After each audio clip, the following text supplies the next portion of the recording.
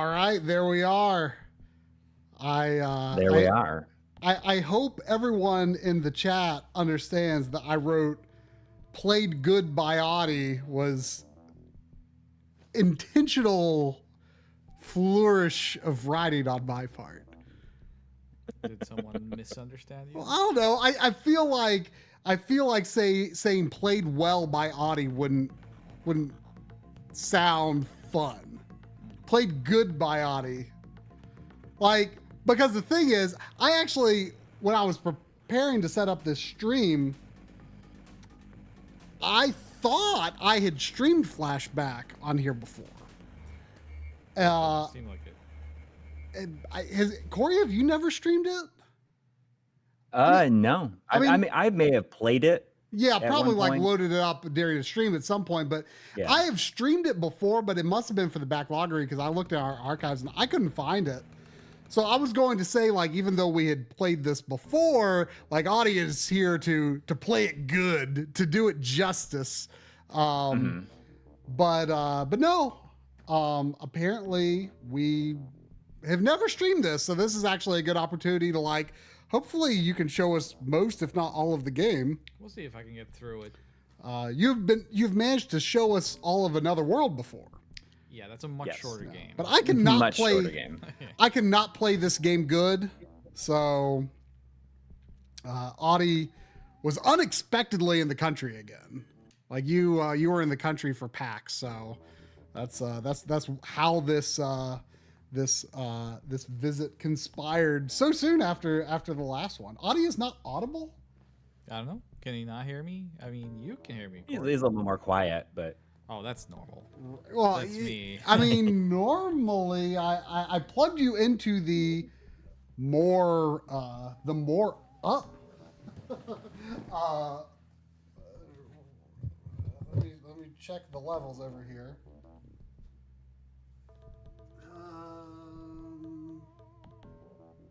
It's pretty loud over here. yes, I mean it is hard to for him to balance it locally. Yeah. Here, Now you sound good. Talk about Flashback, or talk about. You said you had things you wanted to talk about regarding what people were saying about different Flashback something or others. Yeah, I mean, people are talking about the fact that there exists other games in this series like Fade to Black and Flashback 2, which Flashback 2 should not exist, and we should be talking about that. But well, I mean, it came and went. Oh boy, did it ever! In a way that I was not expecting. Like it makes me almost feel bad for him because what's his name? The creator of it. What's like Paul Cuisset, the French guy. Yes. Yeah. Because I mean, Flashback wasn't the real Flashback. A fit. Sadie. Nothing I just did was that exciting. So. Wow. Well, did I do something exciting? Did I do something exciting? Is that what it was? Maybe. Maybe. Huh? Is that what it was? I did something exciting? I don't think so. So you're not familiar with this game really at all, right? I've beaten the first area and got like to the city level, which is the second. Yeah, I mean I know the broad strokes, but I've never been able to get into the cinematic platform genre, but I like watching them. So this was a really good suggestion on your part. Sandy, are you gonna go drink some water? Is that what you're gonna do? Sandy sometimes has to announce when she's going to drink. Audi, have you played 2? Oh yeah, sure I did. Did you play all the way through? I beat it. I haven't even played it, and I've had it in a wish list for a long time, but I noticed it's like has not dropped in price. No, I mean, so we'll get to Flashback 2 in this stream. But yeah, I did play through it. I got it when it came out, and there was some plans at the time to review it for Digital Foundry, and I decided not to because it was too scathing, and I was like, this doesn't fit the style of the channel. But if it's another, it can still be featured on Digital Foundry, but in another way. So I'll leave that hint there. Well, I did the M Classic RGB review, which was much more scathing than normal. So, there's also like that, like very poor the remake of this. Yeah, I mean that Yeah. was Vector Cell. That was so Polkaset. We can talk a bit about him. Are you familiar with him? I mean, I know that not as much as Eric Chahi, Yeah. but So they did work together. Eric Chahi is the creator of Another World, and they worked on Future Wars together on Amiga, which is a pretty interesting game early in the cinematic gaming space. by the way, is Audi's Yeah, voice he sounds good. more gooder now? More gooder? Whoa! Is it good. as gooder as it could be? How do you turn this thing off? Oh, hit B. Okay. Yeah, don't hit the mode button. It's the menu. I guess I revealed now that we do not play this on original hardware because I don't think you have the cartridge, right? I trying to used own to. it. I used to. Did I give it to you, Coury? Is the copy you have? Yeah, I mean, I had it as a kid, and at some point it was something that I sold for one reason or another. I don't know why. And I had in the interim I'd gotten the Super Nintendo version and the Sega CD version, but I feel like this is preferable to the Super Nintendo version. Oh, I mean, Mega Drive was sorry for you Americans. Genesis was the lead platform for this, so this one plays the best. And also, if you want to compare them, why kind of it's better. The cutscenes have a ton of slowdown. I know that sounds weird, but yes, the cutscenes have a lot of slowdown on the Super Nintendo, and kind of go out of sync a lot with things. So also has a red T-shirt in the Super Nintendo version. I guess for That seems Interesting. weird. I think it's just a palette, some sort of palette inconsistency. So before Coury gets into super chats, I saw Omicron asking, "Is that Krispy Kreme I see?" And it is Krispy Kreme. I didn't even realize it was visible in the shot. Audi had said, "Have you tried the Krispy Kreme Pac-Man donuts?" And apparently they're doing like an extremely I don't know, is today the last day? I don't know. You said it was like I thought I read that it was kind of short, so I was like, well, we should try them. well, apparently you had an opportunity to have like One. a chocolate mousse filled donut, which sounds Pac-Man donut, which sounds incredible. Yeah, I think the black one is some sort of mousse or. I didn't read the description of them. Maybe you can now for the people watching. Read the description of what? The flavors. That would have involved looking stuff up. Well, what's wrong with that? Well, I can. Yeah, Coury, why don't you do Also, I'm almost questioning if this is said in jest because like I've never heard any sentence implying these feelings before, but Dingus Glurt is saying, "Yuck, I hate donuts." Oh, I could see that. They're kind of fatty. I mean, I guess Yeah, if you but don't, they're also like not something you can have all the time. well, no, I almost never have donuts, so that's why I'm excited about this. I love that the webpage for this has the Krispy Kreme Cross Pac-Man collection. It The has like the Pac-Man X. collection. I Yeah. don't know why Pac-Man. I don't know. Okay, Yeah, so Taylor there's Keating says Pac-Man, such a topical tie-in. I mean, there is that like dark Pac-Man game coming out. I don't know if it's like Yeah. super soon or not, but I don't know what but that's. these all look pretty good. Right? So you tried the well, okay. we got so- one of each or two of each. we got two of each. So I'm kind of concerned. I don't know if you can see from the shot here. Yeah, Sandy is quite interested. These are not for you. There are since we received this box, there have become like two greenish, greasy spots on the top of the box here. So I'm thinking the frosting is definitely touching the top of the box. And also, I want to point out that when I went through the drive-thru, I said, "Do you have the Pac-Man donuts?" And she said, "Batman?"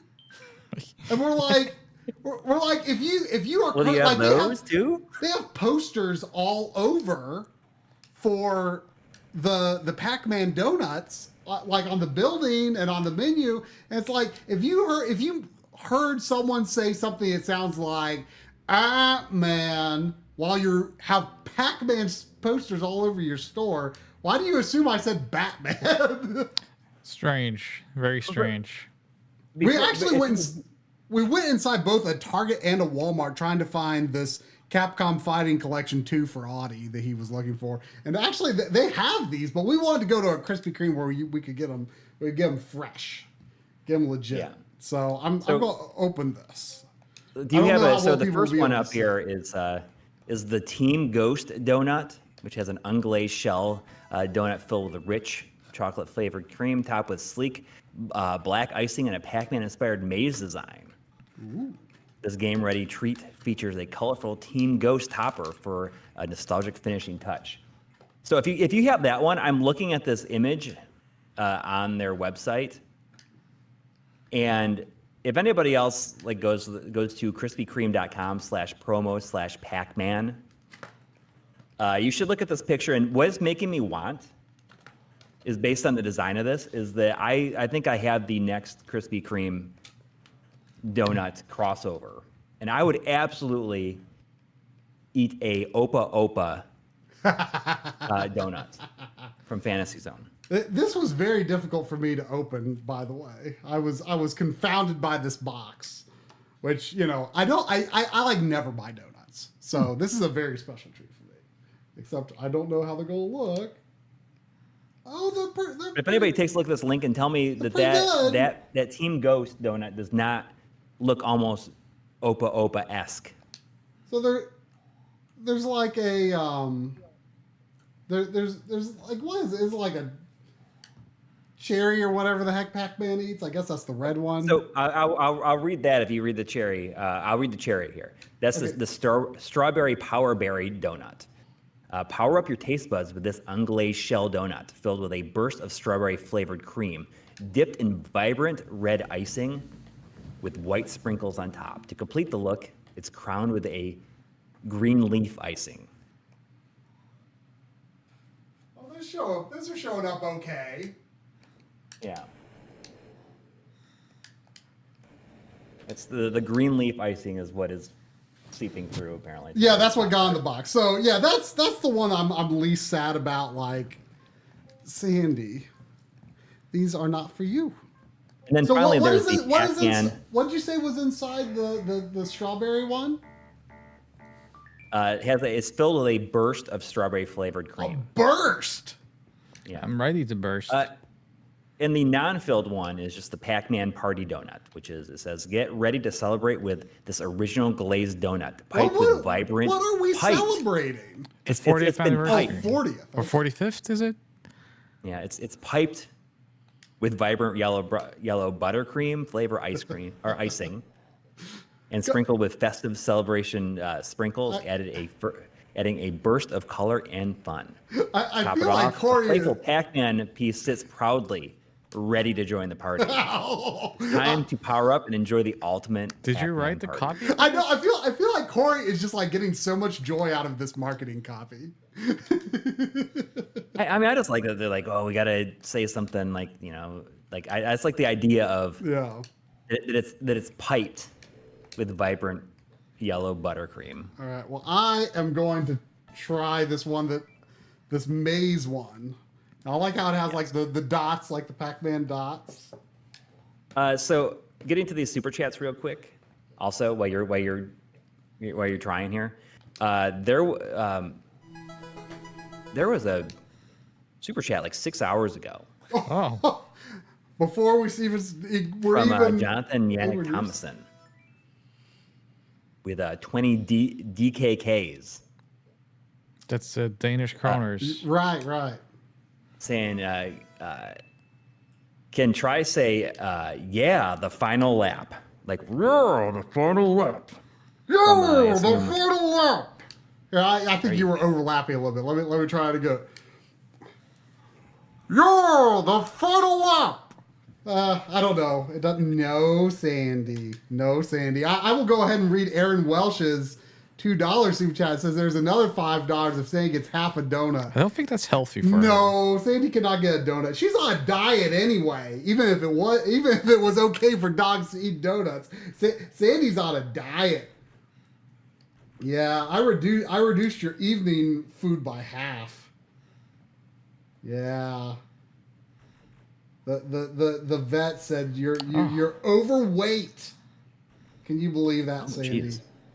It's so hard to tell. Yeah, get more of a workout. She's all fluff. And work her out a bit. Take her to the gym. Dog gym. I mean, she's all fluff. You can't tell, you know? Everyone says, sorry, Sandy, I tried. Okay, I'm going to try this Pac-Man donut. Yeah, can you start eating it? Did you read Aaron Welsh's? No. There was the $2, but there was another one earlier, 13 minutes ago from Aaron Welsh. Saying, thank you for playing one of my favorite games, and I hope you play it good. Well, I'll try. It is also one of my favorite games. I was very hyped for this when it came out. Yeah. And it was very much a, big deal in Europe. So, but yeah, I'll try my best. We were talking a little bit about it before the stream, and Audi and I were both big Another World or Out of This World fan, and that led directly into getting this. And I was saying I remembered seeing it demoed at Electronics Boutique the same time that I saw Star Fox getting demoed. So it was kind of interesting because like that, the rotoscoped intro, it's not polygons, but it looks almost polygon-esque. Yeah. So it's just a double dose of what is this strange graphical style? What is this, a new dimension of gaming? How are you enjoying that? The Genesis version came with like a comic book. Yes. It's like an Image comic. Was it Image or somebody? Marvel. So back when they were a little bit smaller than they are now. So the comic book is interesting. So it's basically a prologue of sorts to the game. Mm-hmm. By the way, are you familiar with the movie Total Recall? Mm-hmm. Are you familiar with the movie Running Man? Mm-hmm. Okay, so you know the entire plot of this game, because it's basically just that. So it's not lauded for its originality in plot terms. It doesn't matter. It was cool at the time, especially, Yeah. To be playing something like this. At the time, I mean, those elements, The fact that you got a game that was this cinematic was very exciting at the time. And the comic book, so it's black and white in the manuals, but if you buy the Japanese strategy guide that came with the Mega Drive version, they actually colored it. I have that at home. So interesting. It's the only version that's colored. Sandy loves. Does the Japanese Mega Drive come in a smaller case? Whatever smells I'm eating into her face. She goes, nom, nom, nom, nom, nom. I feel like I heard that it came in a smaller case, but yes. So I think Joe from GameSack has the Japanese version. The Japanese, I have it at home. So the Japanese version for Mega Drive, both the Super Nintendo and the Genesis version was published by Sunsoft in Japan. So the Mega Drive version got the small Sunsoft like Batman style cover, which is, I love those small covers. Yeah. Oops, that's right. I'm going down here. So, but yeah. But the game was made by Paul Cassette, who worked with Eric Shahi on Future Wars, and then he made this. He went on to do Moto Racer or like those like Superbike games on PlayStation and whatnot. I think it's Moto Racers. Maybe it had a different name in the US. But come 2010-ish, he came back to the industry and did Amy. I don't know if you remember Amy. Oh, yeah. That was like... It said it has like really bad performance. Oh my god, that game! I was unbelievably hyped for it. It was also a game that's gonna pack a punch above its weight for a downloadable game. Remember, because it was like a download title when there was restrictions on those. And wait, did I actually pick up his? Damn it! I forgot to pick up that man's key card. Out of practice. Were there more super chats that you didn't get to yet, Coury? There was. I was just waiting for Audi if he wants to finish his Oh story. yeah. So Amy comes out. It's a terrible, terrible game and a huge flop. Just terrible. We should play it. And it's never been released physically, unfortunately, for preserving. Oh, I think I know what you're talking about. I think I have that downloaded on my hacked PS3. Yeah. It was like a survival horror. Yes. Yes. Okay, I know what you're talking about. I don't think I knew that it was like.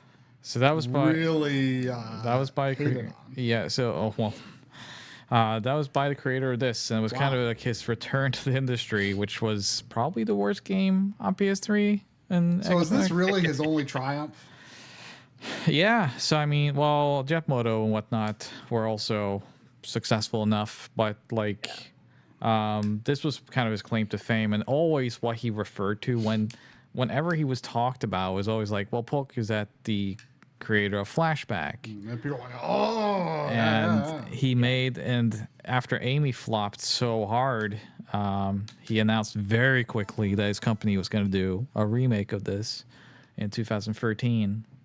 And that one is pretty bad. I hate that remake so much. I was so frustrated when it came out. And then he left the industry again, and then he came back with Flashback 2 fairly recently. Yeah. And I hate that even more. It's sad because he's been chasing the dragon. Yeah, like I constantly think, coming back to it and doing no I think Polk no is justice to it at all. I mean, he's a little bit more known in Europe than he is here in the US. So, but from my impressions of him, from his interviews and generally, he seems very much like a producer, but not the creative type. And I think because of the success of Flashback, it was like, well, I'm a game designer, I'm a game creator, but his ideas are not what I would consider to be good. So was he not involved in Fade to Black then? He Which was is like the involved. real Flashback too. Yeah, so Fade to Black came out after this on PlayStation and PC and Saturn. Was it on Saturn? I think so. And that's the 3D. Maybe it has been. I don't know. Maybe. I know it's on PC at the very least, and PlayStation. It was a very early PlayStation title. And I mean, I actually liked that game quite a bit. It's pre-Tomb Raider kind of coming in and showing how to do this type of game in 3D. So there's a lot of things that don't work, but there's also some interesting... Oh, dude, John is here. Oh, nice. He will correct me. He is here doing our fact checking. It's 9:30 in the morning for him. We're in Japan right now. we were you missed earlier, John. We're showing off Krispy Kreme Pac-Man donuts. So really quick, I'm gonna do this because I don't want to fall too far behind. There was $5 from Cade the Squirrel about 20 minutes ago saying, "Hey all," and the Bubster himself, Audi. I don't think you know my name as my new name. I used to be Yo-Yo Yoshio. Yes. Oh yeah, okay. I remember that name. Yep. And you were at PAX, but you were showing off. Were you there for Gex and Bubsy? And Bubsy. And Bubsy? The best of both worlds. I was at PAX East last week, very last minute, and was there to promote Bubsy for Atari and Gex Trilogy for Limited Run. We had a Gex mascot suit for Limited Run. You showed me some amazing pictures. Yeah, took over PAX, really. I mean, that Gex suit. Sorry, it was not sweaty balls inside. It was not a suit, by the way. It was actually Gex. I should clarify. But kids would come up and hug it and take pictures, which it really shows you the power of those mascots was real. Yeah. And also, we went and kind of took over PAX. Gex would go to different booths and interact with different video games. We went to the Square Enix booth and took some very nice pictures. Who owns Gex? Who owns Gex? It is a Square Enix game. Hence why Amano did the artwork for a special edition. Because of course he would. It's a Square Enix game. And as well as Gex played some Bubsy. I was very happy to see and hear his feedback on that. We went to the Baldur's Gate 3 booth, and there was people in costume in the Baldur's Gate to take pictures. And why is there a Baldur's Gate 3 booth? well, it's just a big game. Well, they just had their last patch out. Yeah. Too. Oh, okay, yeah. I mean, The final just patch. doesn't seem entirely current. Well, it doesn't need to be that current. I mean, not that I'm downplaying non-current games, because I haven't played Baldur's Gate 3 yet. It's very good. But yeah, Gex we went over, and the people in the costumes there, the Baldur's Gate costumes, they stopped their photo shoot with some other press. They're like, hold on. Can we take a picture with Gex? So I thought that was pretty cute. Well, I mean, and funny. you got a picture of like it's Square Enix with Gex with the Buster Sword in front of Midgar. Yeah. As he should be. That should be the new Gex character. You know, John saying, was there a Dana Gould voice generator? I know. I mean, I've heard that Gex was going to be added to Fortnite in a AI voice. Oh, no. I don't as believe an AI it. voice character. I don't believe right, it. where you can like talk to him through your controller. You your are headset. full of crap. This is not true. They I did know, with the but it Vader, would be right? very funny because they just did the Darth Vader, right? Yeah. Well, speaking You of can things talk that are to- true or not, Rears to Blood is saying he heard that Gex and Bubsy got married. I haven't heard that. I would feel I would feel cheated on if that's true. I mean, I don't know. You sound like you would be the kind of person to officiate such a thing. I would probably join them somehow after hours, but well, maybe one day. You know, who knows what's in the future? Gex and Power Wash Simulator win. I mean, why not, right? I mean, Why he not? probably does need to be you can cleaned off. watch it. Something needs to be cleaned off after this Gex stream. statue. But yeah, it was fun. I was at PAX, so if I know some people came up to me, like quite a bit of people came up to me regarding DF, but there was some people that came up regarding just Bob was there as well from Retro RGB, so there was a lot of fans that came up and said hello to us when they saw us together. So if there was anyone in the chat that I met, sorry if I don't remember your screen name, but there were some very nice fans. Always good to go out to the conventions. I don't get to do them very much anymore. Yeah, but I mean, you get to go to a couple. I mean, that's generally like Well, what I do. I heard several people say, I'd do you know, like like 2 a this year. was maybe I don't know, like a particularly good PAX East. Like a lot of people, I feel like I heard more like positive talking about this PAX East. I mean, I always hear it, but like more of it reached my ears. I feel like. That could be. I mean, I had a great time. It's been quite a few years since I went to PAX. It was probably 2019 the last time I went, or no, it was earlier than that. It was 2014 the last time I went to PAX East. So I had a great time. It seemed like it was packed with people. It was sold out on Saturday. Lots of indie games. I wouldn't say that was a lot of representation from the big companies. They seem to kind of be gone for whatever reason. That's fine. They're not needed. Yeah, we were at Midwest there was- Gaming Classic. Feels like a lifetime ago. Yeah, but we were there 3 years in a row. Anyway, sorry, Corey. There about 13 minutes ago, Shadow Mask, who has been a member for 43 months in a row, Thank you. has said that this recently had a Sega Saturn homebrew port. Oh, I think there's a Dreamcast port, isn't there? Also? Flashback did? Like a homebrew Dreamcast port. Yeah, so there's the official one for Dreamcast, as well as Fade to Black.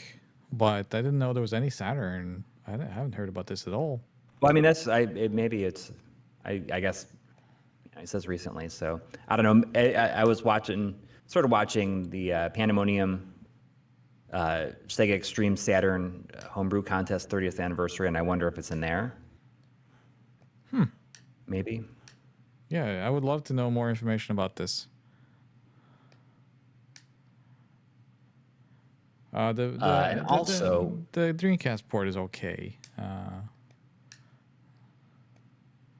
I mean, this one and the Sega CD ones are the ones to play. We were talking earlier about because Audi really likes the Sega CD soundtrack, but both he and I are sour on the redone FMV or the cutscenes. Yeah, I mean, as you should be based on what I've seen. They're too detailed.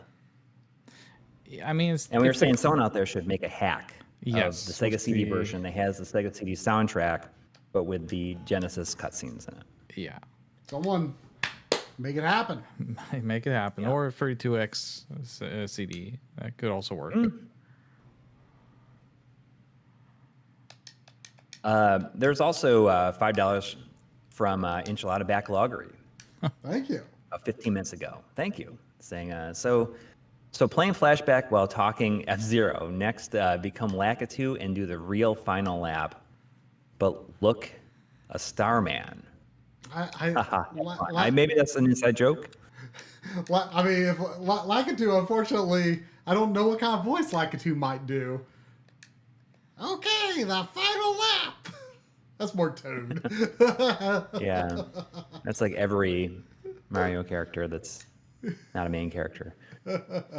Also, just to be completely caught up, there was $10 from EW Rooney. Thank you.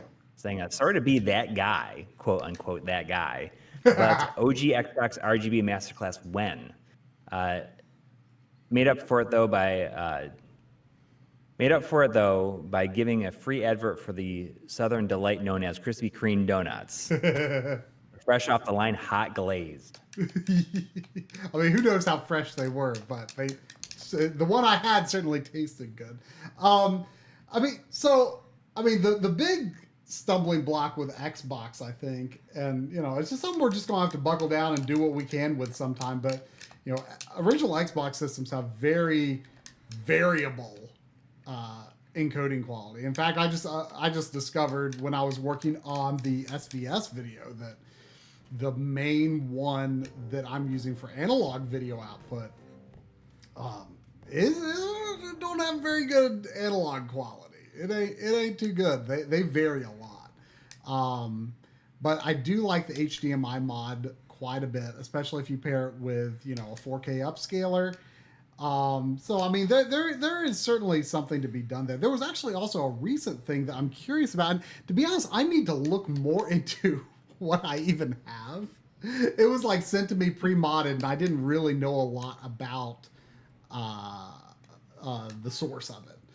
And there's that whole project. There's like some Project Stellar. Stellar, yes, Project Stellar.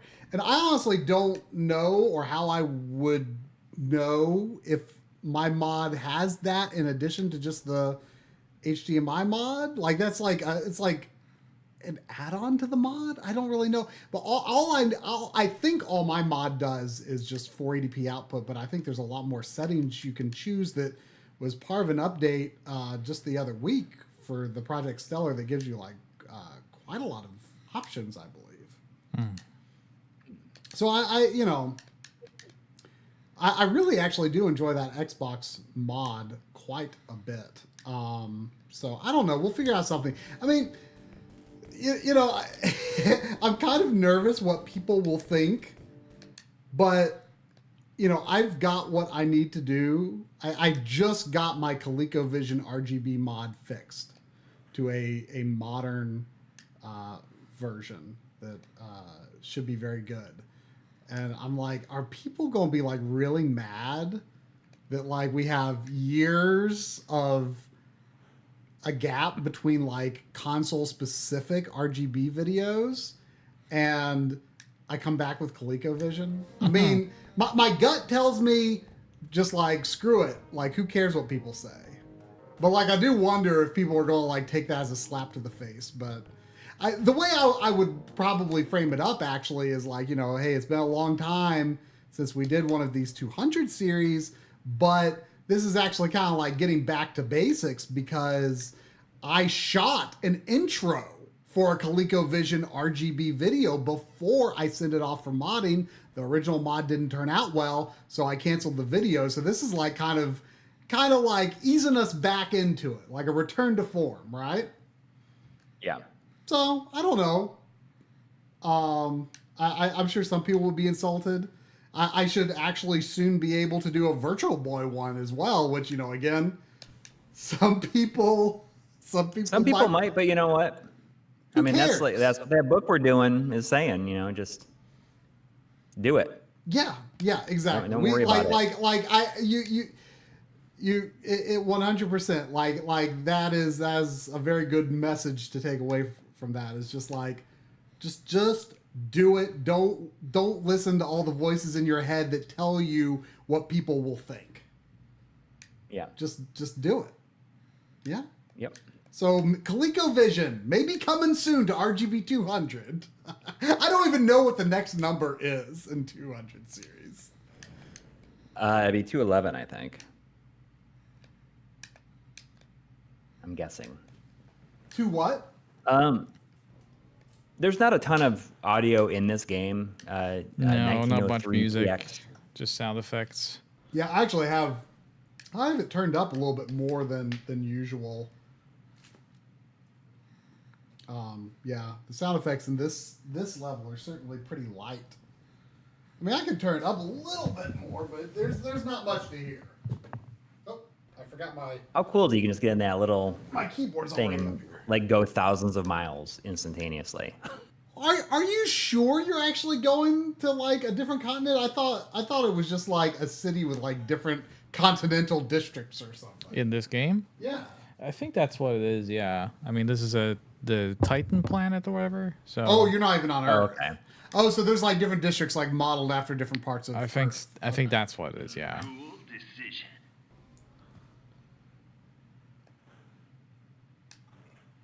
So look, can you tell me a little bit more about Flashback 2? Like what was it? As someone who's never played it, and just kind of it came and went without any sort of fanfare. Yeah. I mean, so it has some of the fundamental kind of like aspects of this game in terms of like it is, I guess, in a way, cinematic action game, but the performance is something. So just that alone, pretty shocking. And how am I supposed to go here? I think. Oh, John says Flashback 2 has Amy-like performance. And by the way, since you were talking about Amy earlier, I looked up and I'm like, oh yes, I think I played a demo of it like before the 360 store closed. Yeah. I may have played on that stream that we did when we were like going through the night before it closed. I did play a demo of it. Of Amy. There was but I did at some point. PlayStation 4 and Nintendo Switch emulated port of this. It's pretty decent. Yeah, there is the port to Switch and PS4, which is fine. Yeah, it's kind of. It gives you some interesting options. Yeah. Just some visual stuff, but it has like a rewind, which is for people who don't have the patience for it. Like that's it's very handy in this, like considering how easy it is to just die immediately at times. Was this where I was supposed to go, or is it? But it is looking like, Flashback 2 is down to $33. But I should put it in on my wish list because if it was like under $10 digitally, I would absolutely get that. But I don't feel they it. Get a physical release when you're saying 30. Is that a physical? Yeah. Flashback to, they get a wider, they got a physical on like PS5 and Xbox. So was it a release on like Amazon and stuff, like a wider release? That seems kind of No, I think it was on everything. Let me check Best Buy. Which one? I'm just surprised to hear that Flashback Flashback 2 got a wider release. It's a Microids game, so I got a retail release. Oh, okay. Yeah, they do release a lot of stuff. Yeah. But still just kind of surprising, especially considering, like, I feel like as soon as the trailer for that came out, like, people, like, no fans of Flashback looked at that trailer and were saying anything positive. No, so that was kind of, it gave John Microids. Man, I had to play it, so I don't know what it gave me. It gave me Microids. I keep going in the wrong direction here. I keep talking and forgetting where I'm supposed to go.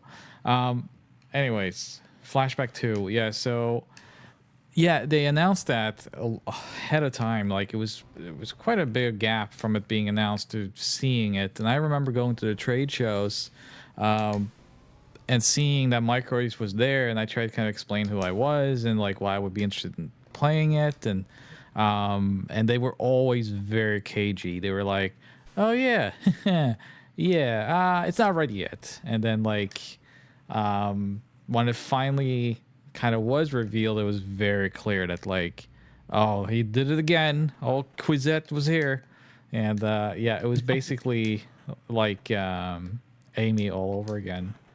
And it got patched, but I remember the PS5 version. Oh boy! Before they patched it, that was something. It's funny to hear about such bad performance. Unlike, you know, it's a side scroller, right? Like it's 2D, like Yeah. like play style, you know. But it's just interesting that it is. It See, there was does not music. run You that all good. heard that. Bow, bow, bow, bow, ba-dum. Although, you know, I have to let you know, just sort of to update you on like the vibes from the chat. Aaron Welsh says this is not playing Flashback good, but also says it with a smiley face. It's because I do not remember where to go. I mean, this level's okay. pretty confusing. Yeah.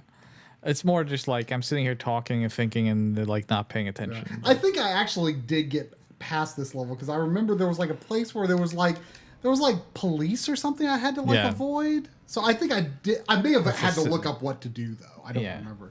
That's a city. Speaking though, I mean, you know, I apologize if we are currently failing on the promise of playing this good. Flashback good. But another promise we are also failing to deliver on that I do not remember. Last time Audi was here, Mr. Dew informed us that apparently the previous time Audi was here, we promised we would play Xena Warrior Princess, the Talisman of Fate for N64. I do not remember. I do not remember that. And then, you know, I remember. he was again upset that Audi was here again and the game was not Xena Warrior Princess, the Talisman of Fate. And I'm like, again, like I remember now him calling us out on that, but I still don't remember the original, you know, the original declaration. So when I saw that while we were, you know, saying up the stream, I went and grabbed it. So if for some reason Audi, you know, somehow beats this or just hits a brick wall at some point, Xena Warrior Princess, it's here. We could maybe before the stream is over do a match or two or something. Sure.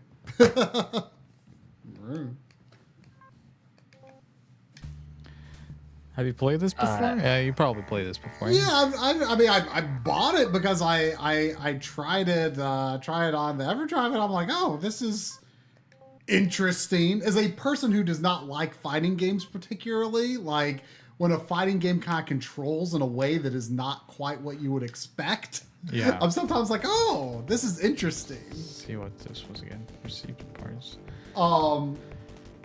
Reese is Space, asking. Asia, Africa. Reese is asking how much did we buy from used game stores. We didn't really do a lot this trip because I mean, first of all, like you coming was like kind of unexpected to you and me alike. It was kind of a last minute thing, and I think we're both pretty tapped out from just having done game shopping, too much game shopping. So we did go a few places. We were actually mostly interested in seeing if we could find any like we were actually kind of looking more for places that had movies. Because we're both interested in finding martial arts movies of questionable quality, especially those made by Godfrey Ho. Yeah. And we didn't come across any, but we did find some interesting VHS places. Actually, Coury will think this is cool. We discovered this place that unfortunately isn't really much of a store. They do have a few things for sale, but it's like kind of an interesting concept. There's this place, like, I don't know, 25 minutes from my house called Visart. And it's a non-profit organization that's a rental store, essentially. Like, they claim to be the largest collection of movies on the East Coast. And you go in, and it's like an old Blockbuster. It's kind of like an old Blockbuster or other rental store, and they've got stuff organized by genre, they've got stuff organized by directors and stuff like that, and movies, VHS, DVD, Laserdisc, Blu-ray. Oh wow! So they got like everything. Yeah, all kinds of all of the Laserdiscs I think were actually for sale. They were all for sale. Were for sale. But like they've got a collection. They've got like a screening room in the back. We didn't look at that because they actually had they have like people come and like I think teach like filmmaking classes and stuff like that. Oh, that's really cool. Yeah, I mean, it's an interesting idea. Are the other classes free? I don't know. Like, I mean, the lady was like kind of like saying like, things are kind of difficult right now. We could sure use some donations. Apparently, if you donate $20 a month, you can like have up to 2 movies out at a time, like pretty much unlimited. Huh. Which is, I wonder if that gives if you get classes.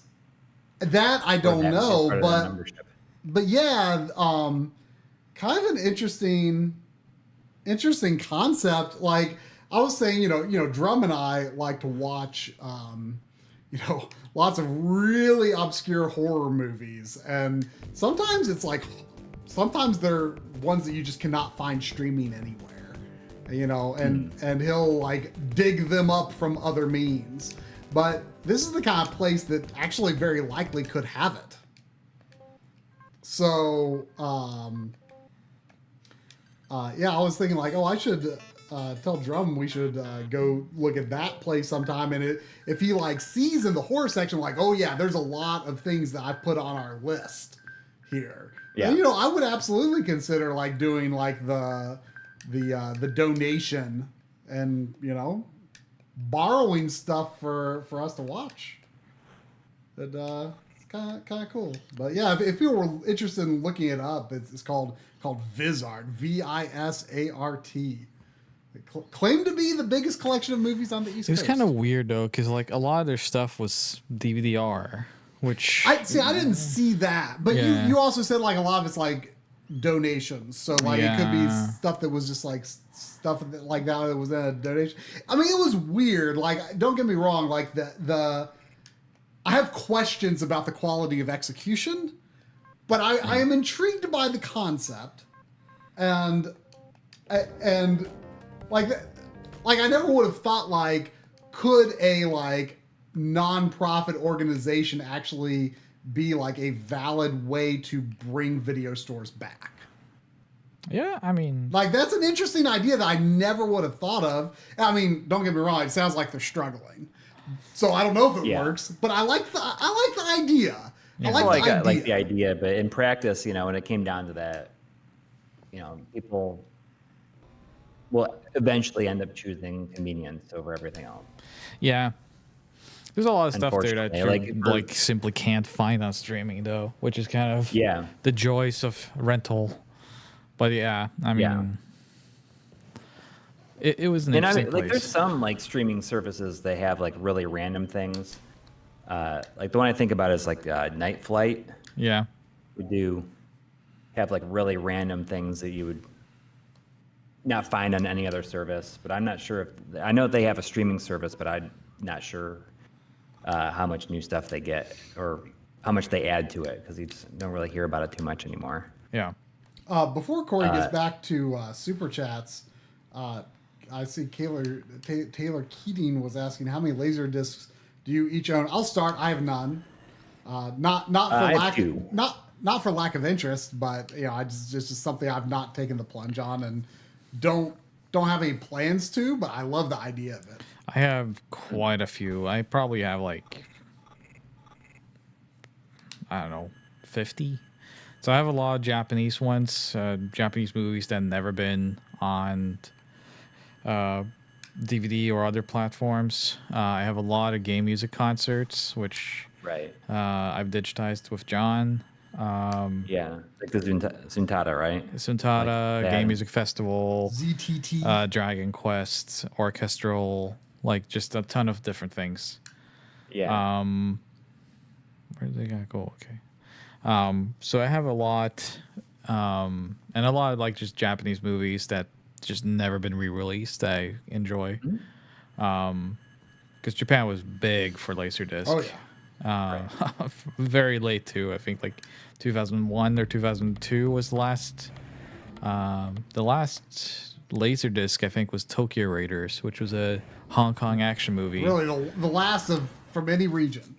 I think so. That's and it's a pretty good film. It's a Hong Kong Japan co-production with Tony Leung, who was also in a lot of like other movies. So are people complaining about there being like ads running or something on the show? I didn't get that either. I put him in timeout because I don't know if he was like having people, if he was wording it in a way that would make people want to Google it, and it's like something that he's advertising themselves. Oh, there's speculation it's an ad bot. I don't know. Sorry if not, but there shouldn't be ads running during the stream. Yeah. The only two Laserdiscs I have are Alien and The Crow. Oh, The Crow. Like so many different. Very on brand for Coury. Yeah. Yeah, The Crow is like one of my favorite movies of all time. Very good movie. It's a Brandon Lee movie. I mean, we spent a lot of time last week talking about like how bad the second one is. I hadn't seen the second one since it came out in the theater, and it just was such a disappointment to me that I could never bring myself to watch it again. And then I saw it was playing on Pluto TV, which is like one of my favorite streaming services right now. Obsessed with Pluto Pluto TV. is awesome, man. It's the only place where you I can love watch just Judge putting on Judy stuff. on demand. Yeah, or just like putting on movies, and like I like it because it just feels it just feeds you the like next my wife thing. can't stand it because she's like, what I just find something on there and we'll watch it. I'm like, oh, have you ever seen this? And she's like, I prefer to watch my movies from the beginning to the end. And, Yes, exactly. I love just like putting it on and just like in the middle of it. Like I love just kind of jumping in. I'm in agreement with her. Having it playing. It does not need to be like a sit down and I'm going to watch this thing. I love to just put it on and have it play, like I love that kind of thing. And that's why Pluto TV is probably my most used streaming service right now, just because I mean, I like it. I kind of fell in love with it. I told Try about this a long time ago. I fell in love with it when I was like working down here in the basement. I was like doing getting it cleaned up and like a lot of wires like put away for so I could do that studio tour I did last year. And I had a lot of stuff to do. I was home alone all weekend by myself, and I just put it on, and it was like, oh, they're showing Rambo First Blood. Or just First Blood, and then they showed First Blood Part 2, and then Rambo 3, and then they so it was like a Sylvester Stallone like marathon essentially, and then they showed Copland, which also has Al Pacino in it, and then it switches over to like an Al Pacino marathon. Yeah, like it hands it off, and I just like had that on all day long, and it was great. It was. I mean, my first exposure to Pluto TV was some years ago. Drum and I wanted to watch John Carpenter's very first movie, which is this like super, I think it might have even been a student project. This super weird movie. I can't think of the name off the top of my head.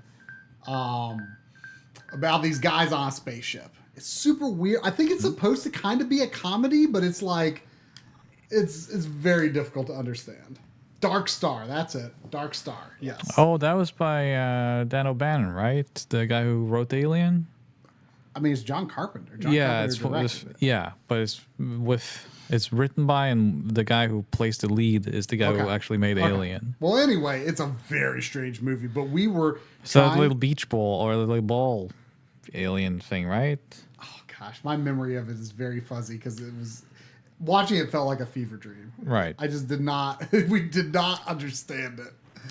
But anyway, we were trying to find it, and like Pluto TV was the only place we could verify had it for streaming, and this is our first exposure to it, and we're like coming to this slow realization that they're like accepting like there can't not be a search function. There has to be a search function. Like that just couldn't it couldn't exist without a search function. There was no search function. And we got in like a 10-minute giggle fit over this, how absurd this was. Like we were just calling it. We were calling it like rummaging.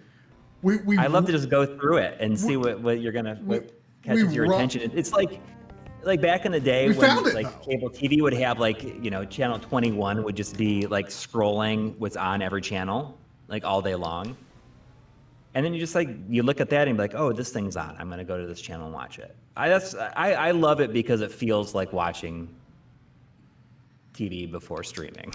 I mean, I get it, but I personally was never a big TV guy. I understand where that nostalgia comes from, but I was never a big TV guy. I've never cared for television as a delivery medium, personally. Wow, really? Even though I worked at a TV studio. I was going to say. But, I mean, I just love and I love jumping into something that's like in the middle of it. And it doesn't bother me at all. Even if it's something I haven't seen, I don't mind just jumping in and watching and trying to figure it out. And it's a good mental exercise also. It's kind of like, oh, I wonder if I can figure out what's happened up to this point, or oh, this person's in this thing that I've never seen.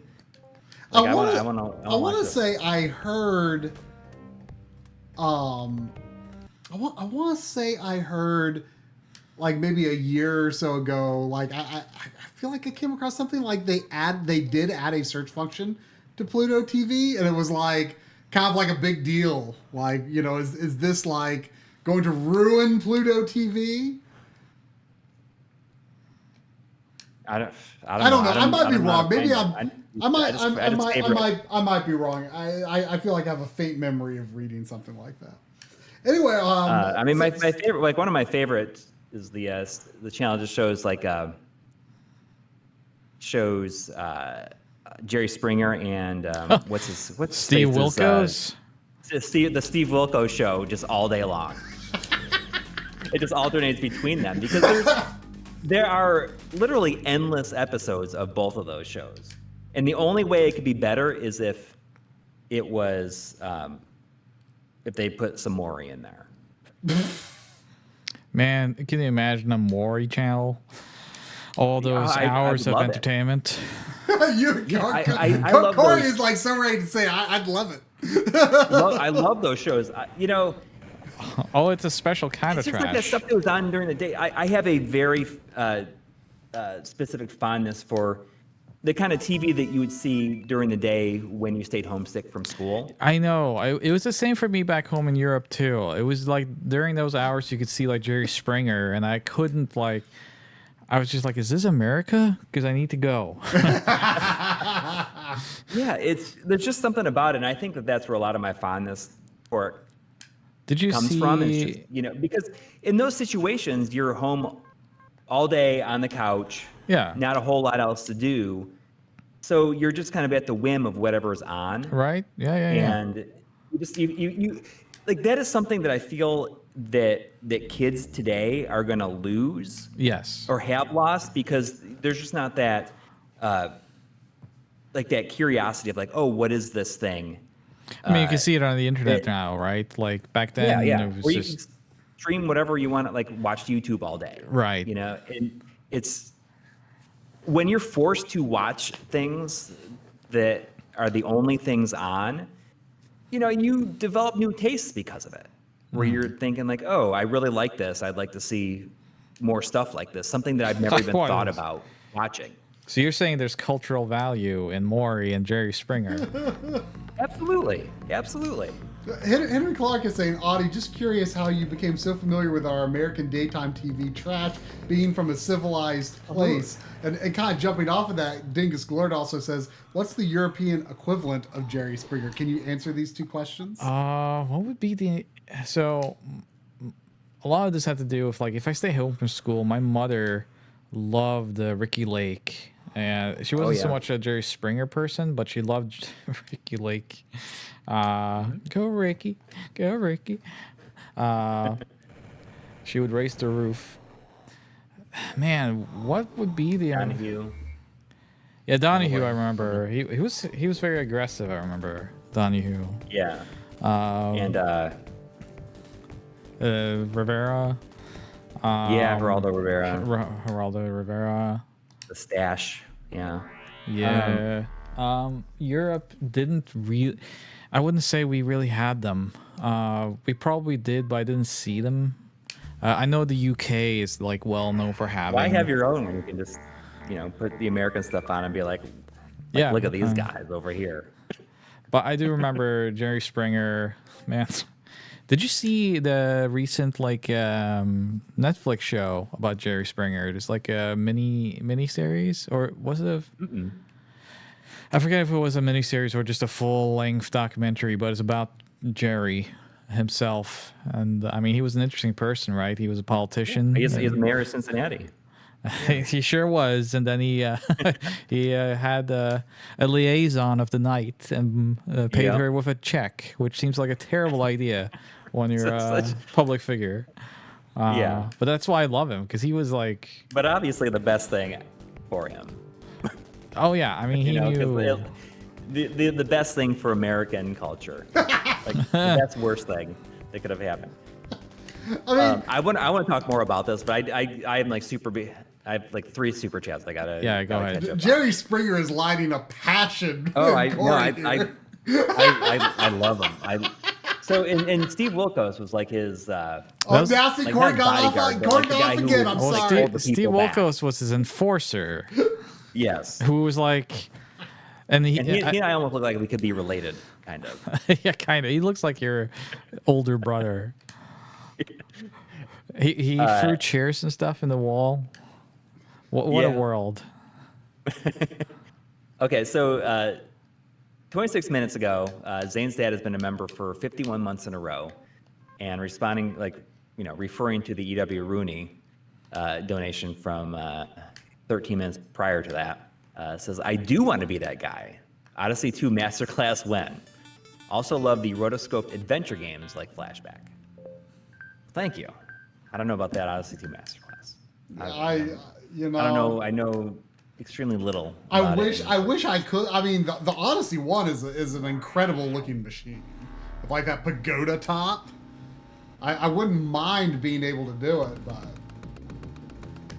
And Jersey 117 has been a member for 35 months in a row, and says on Masterclass note, how do you guys balance your vision for the type of quality of videos you put out with a constant demand from people for content? And you know, I don't even know anymore. The thing is, we've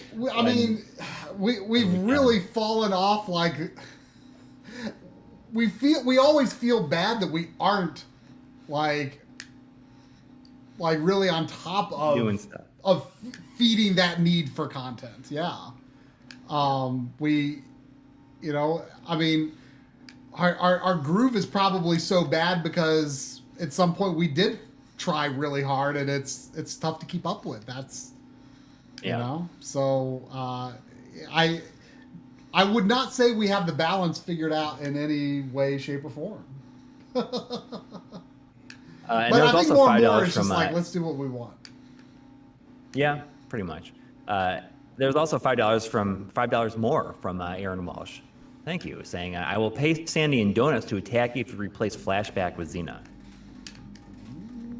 He will pay Sorry, Sandy and Donuts. Sandy can't have donuts. Sorry. So I want to like seek into something else really quick before we go back to like excellent daytime television. So I had a pretty full weekend of dadding. Yesterday was my daughter's dance recital. I was telling Audi about how her dance studio is in a very obvious old Wendy's and has with a CRT, solarium in front. Yeah, solarium, and has a 19-inch CRT mount in the corner that I desperately want you to ask about its availability. Well, I mean, I'll try sometime maybe. But so yesterday, like she had her dance recital, so we had family in town, and I went to the first performance, and then there was another performance in the evening, and during that time, it was me, my son, and my father-in-law stayed home, and I learned how to install. I replaced our dishwasher. Oh yeah, that dishwasher had been sitting. That new dishwasher had been sitting there for a long time. I learned how to remove and install a new dishwasher, and I needed a part. And we had to run out to the hardware store, right? And it could not have happened in a more good time, because it was just like a way and means to impress my father-in-law. And we went there, and the guy who helped us find the part was like, "I know you." Oh no! My son was just like beside himself the whole time. But it was like, the guy was like, I knew you lived around here. Like, oh, I've been watching forever.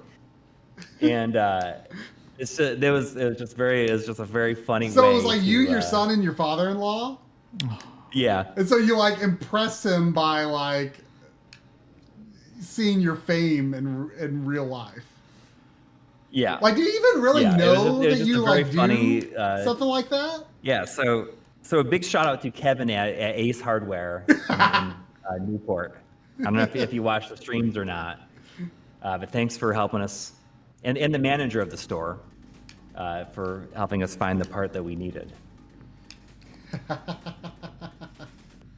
It was just a funny situation. I mean, right? It could not have happened at a better time. My son was just thought it was so cool. Well, but I was more interested in what I'm really curious, if there was any further conversation with your father-in-law about it. Oh, he was like, "Oh, that's cool." He thought it. He thought it was pretty neat. I met him before, right? They brought some KFC when I was at your house 2 years ago. Right. But yeah, installing the dishwasher, it wasn't that hard. I just get real paranoid about hoses not being connected securely and it leaking water. Oh yeah. Because some water did leak out, and there is one of the tiles above my B-roll set. I don't know why there's an echo. It shouldn't be. Right. Because your dishwasher is right above the B-roll set, right? Right. But a little bit of water kind of came out of when the valve to turn off the hot water to the dishwasher specifically. It was not closing all the way, so it was kind of dribbling water, and then I had to turn off the water to the whole house. I'm not sure what I'm doing it kind of here. Sunk into into one of the ceiling tiles, but that one had a little bit of water damage on it, anyways, from it happening previously. Don't you have to use? I feel like this is probably like an old man term for it, or maybe even a regional thing. I mean, my dad is from Los Angeles originally. He's always referring to, like, I think it's like some sort of goop or bonding, something that you have to use in like pipes. He always calls it pipe dope. Pipe dope? Pipe dope. Like that sounds like an old man term for it or something. It's like a goop. Yeah, it's like a white goop. Yeah, I don't know what I feel like there's a more proper term for it. On the threading when you seal dope. something. Yeah. Sounds like a funny name. Yeah, it's funny. It's. Oh, Chop Butter's heard that term. Okay. Put that dope in your pipe. Smoke it. I smoke pipe dope occasionally too. Yeah. Okay. I was feeling like this has got to be just like some weird term that like only old people from Los Angeles use or something. But it sounds like okay, there you go. Some people are familiar. But other than that, we also took down today. We took down the play set that was in back. Like my kids have finally outgrown it. We had this nice like cedar wood swing set and play set back there, and we slowly took it apart and we brought it down to the neighbors who were buying it from us. So suddenly we have all this room in the backyard, and my wife was like, "Oh, I want to put a tether ball." I actually had a tether ball set up briefly. I think while I lived in Ohio. Yeah. So I didn't know anybody who played tetherball or knew how to play tetherball. I mean, it was just not a thing in Western New York where I grew up. Yeah, it was a thing when I was growing up in Ohio. So it must be maybe it's a Midwest thing. Yeah. Not sure Does what anybody I'm doing in the wrong chat here. have you? Does anyone in chat know what I'm doing wrong Does here? anyone in chat know what Audi's doing wrong? There's got to be some good flashback players here. I'm not sure why I keep seeing the picture. Pickleball. Do you notice the picture like it's occasionally like I got a jumping? Pickleball racket. Here, I'll switch to this for input and Christmas. see if that Play fixes pickleball for Maybe. the first time last fall, and I thought it was a lot of fun. And I plan on playing a lot more this Zoidos summer. is one more to the right. Am I off by one step? So lots of people are saying, that's because of this place. Oh, that's just how this place is? Yeah. Oh. And also and in Texas, two people are saying they played tetherball in Texas. Isn't it basically where I grew up, like I didn't know anybody who had played tetherball or had one, or it's not something we did in school. But I mean, my wife was saying that she had one in school and had one. They had one at her school growing up, and she had one at home as well. avocado toast? Do not buy a 36-inch CRT. Just don't. Just don't. It's heavy. 32 max. I had a 36-inch CRT. It becomes a major issue in your life. It could potentially be what ruins your life.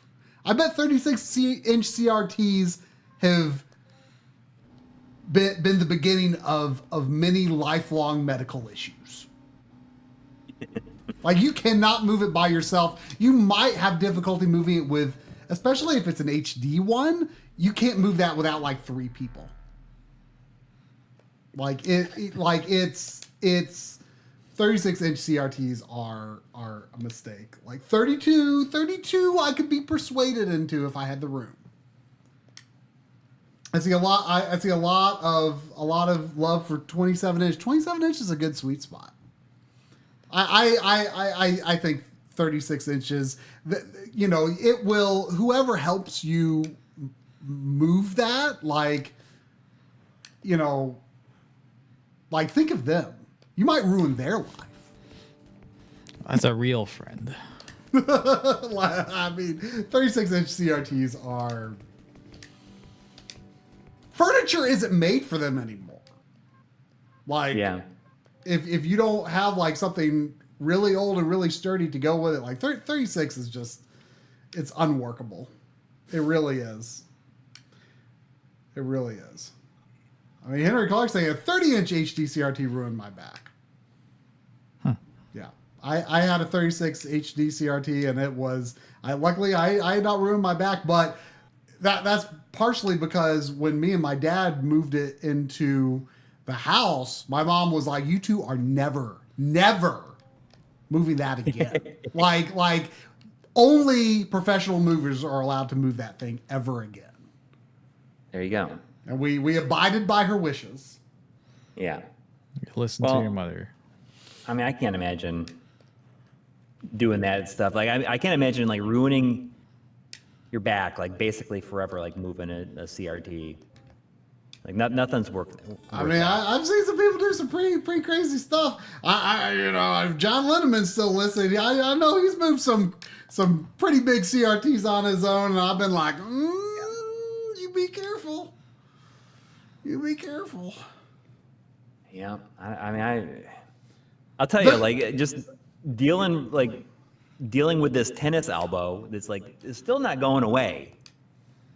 Because I made to have use the red camera for, without a rig for like holding a red camera in place for 45 minutes. Avocado toast. Larger CRTs are actually worse for picture quality because the larger they are, the more likely they are to have geometry issues, especially if they're flat.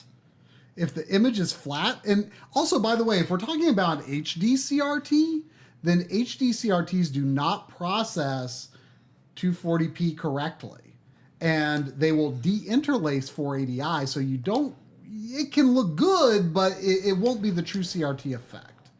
And especially if it's a flat 36-inch CRT. So let me tell you about mine. Great colors, great black levels, all color-wise, it was fantastic set. But the geometry was pretty out of whack. I actually had Circuit City.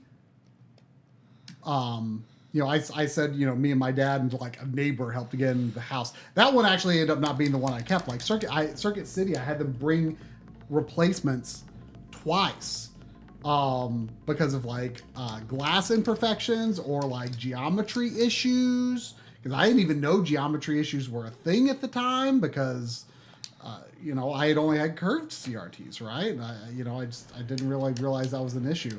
And you will kind of see this, especially with side-scrolling games, there will be like this wavy sort of ribbon thing where you see like parts of the backgrounds, they scroll by, it almost makes it like a ribbon where like parts are stretching and skewing. And I kind of, it ended up being just an unavoidable flaw of that technology. Of any flat CRT, you're really going to run into that. And you will even with a bubble screen to some extent, but especially a flat one. And I had to train my eye to like jump around from like points on the screen. Like I'm looking at the character, I'm looking at the enemy, I'm looking at the items, rather than like taking in the image as a whole, because it was driving me nuts seeing that like ribbon effect as it scrolled. I didn't call it geometry issues because I didn't know what to call it at the time, but like I definitely noticed. And so especially if it's flat, and by the way, flat CRTs are heavier than curved bubble screens. So yeah, especially if it's flat, like it would actually be worse picture quality. And in general, like larger CRT is going to degrade picture quality in a lot of ways. Like, like 19 to 27 is the sweet spot. Like 13, it feels too small, but once you get it to 32, you're kind of playing with potential issues in terms of weight, in terms of geometry, stuff like that. And especially if it's flat. Like flat tubes are actually not super desirable in general, to be honest.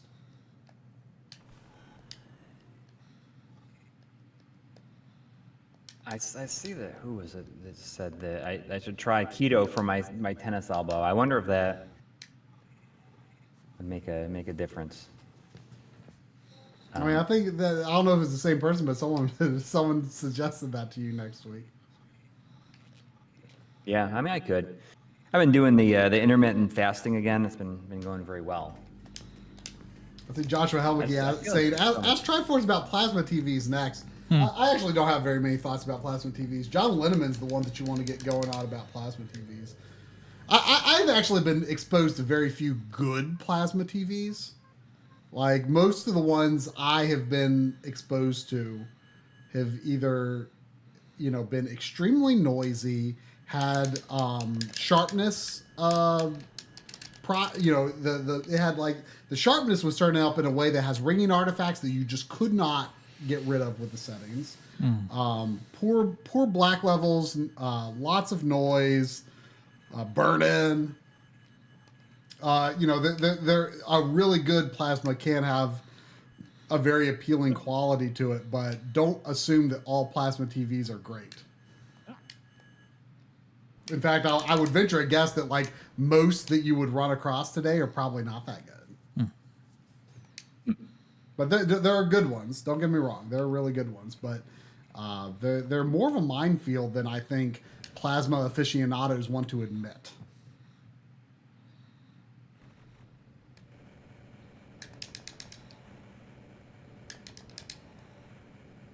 I finished Claire Obscure Expedition 33 this week. Oh yeah. No. Yeah, no, I mean, I'd mentioned no spoilers. Not too detailed with your opinions. Oh well. Not too detailed. You can say a little something. I thought it was pretty good. Yeah. Yeah, I don't think I'm quite as high on it as like a lot of people. Yeah, I got that impression. I mean, you've said as much before.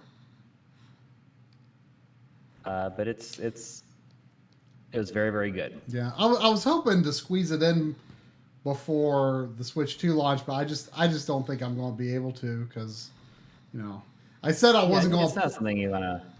You don't want to rush with, I guess. Yeah, exactly. Yeah, exactly. I don't want to rush it, and I promised I would not get invested into it unless until I got a video out. So, I just don't want to do it. But the thing is, like, I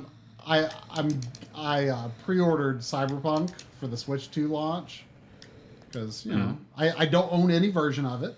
I want to support complete on-cart games from especially ones that are going to retail, and it's also the only one that actually has the Phantom Liberty content on the physical media, because the PS5 and Xbox Ultimate Editions, Phantom Liberty is on. They're a voucher. Is a voucher, yeah.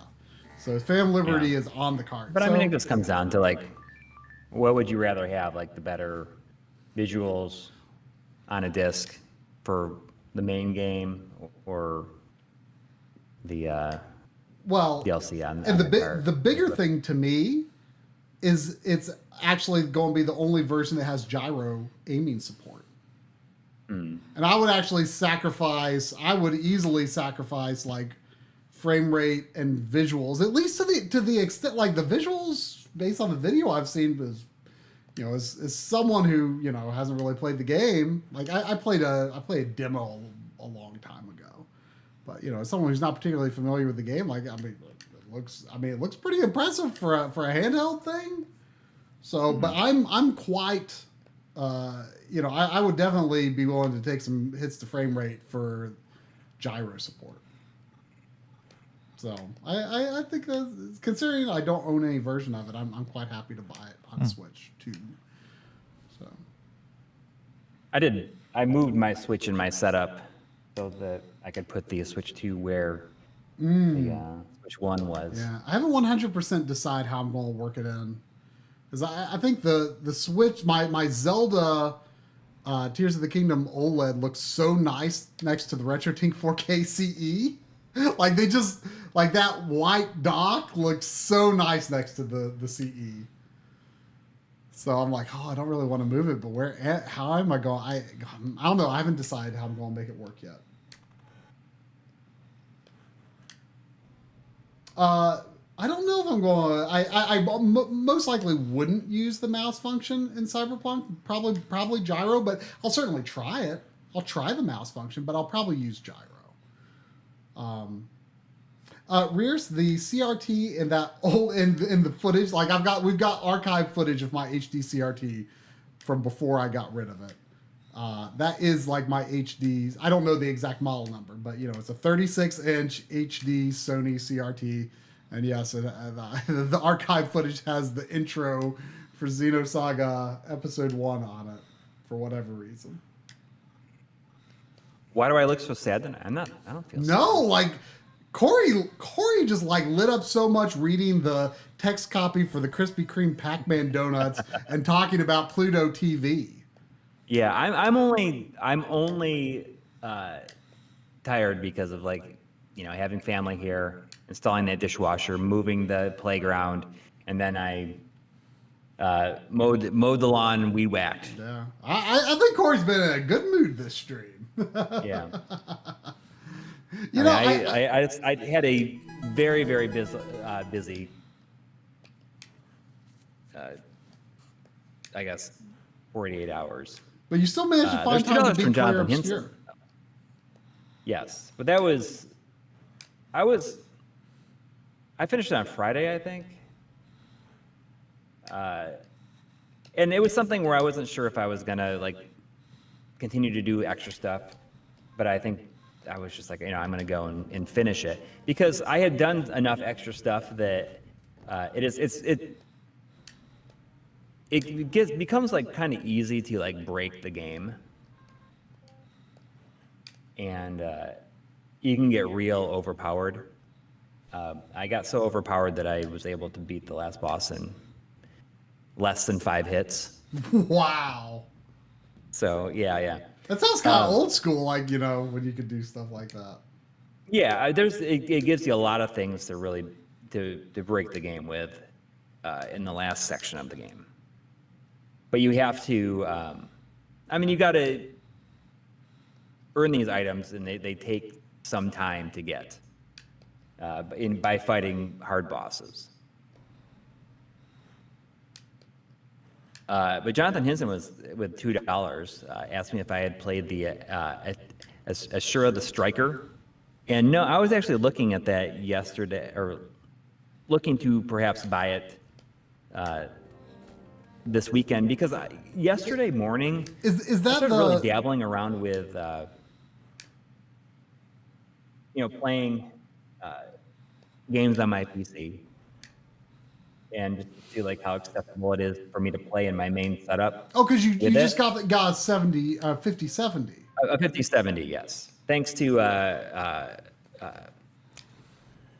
Henry Clark, who was able to order one because I really just wanted a Founders Edition because I wanted a smaller. I had, I guess. Oh, nice, you did. Into the Death Tower show. The Death Tower, yeah. I totally watch. Death Tower. Death Tower, yeah. I can't do much about the immediately echo for Coury. after He's just picking up balls. our mics. Yeah, that's probably what's happening. I'm coming out of the speakers. Yeah, especially since I've got 2 mics on. Yeah, it's just we can't help it. Yeah. But yeah, thanks to Henry Clark, who ordered a 5070 from NVIDIA. And I just really wanted a Founders Edition because I just like the smaller size of it.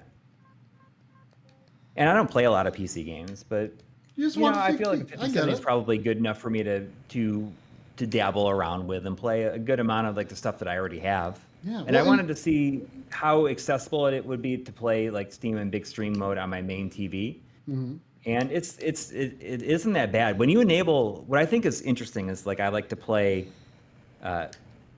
if I'm playing a game, I want to play it on my side monitor, which is to my left here. And that HDMI is going to this monitor, it's right here, is also going to my main setup.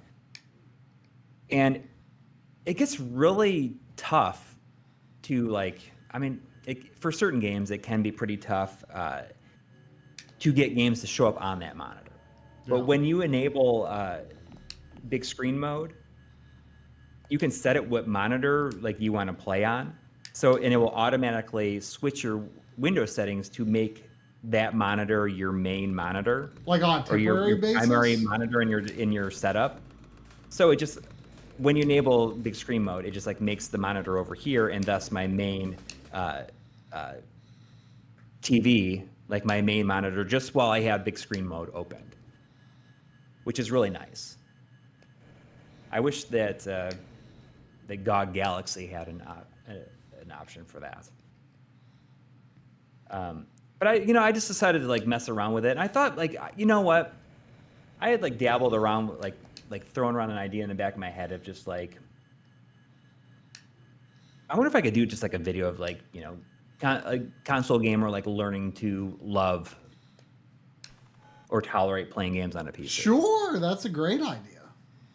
Like, don't be afraid of your. Or just like I just talk about things that like annoy me about it, and I could talk absolutely. about like, actually, like I got this to work and do what I wanted it to do, just by like with this specific thing, and it could be just like really random things and that just, like probably don't matter to most people. Yeah, but don't be just, afraid. Like, little like quirks that annoy me or that exactly that prevent me from making it my main platform. Yeah, exactly. Well, like. Like saying it up that way is so good because then you don't have to be self-conscious about, like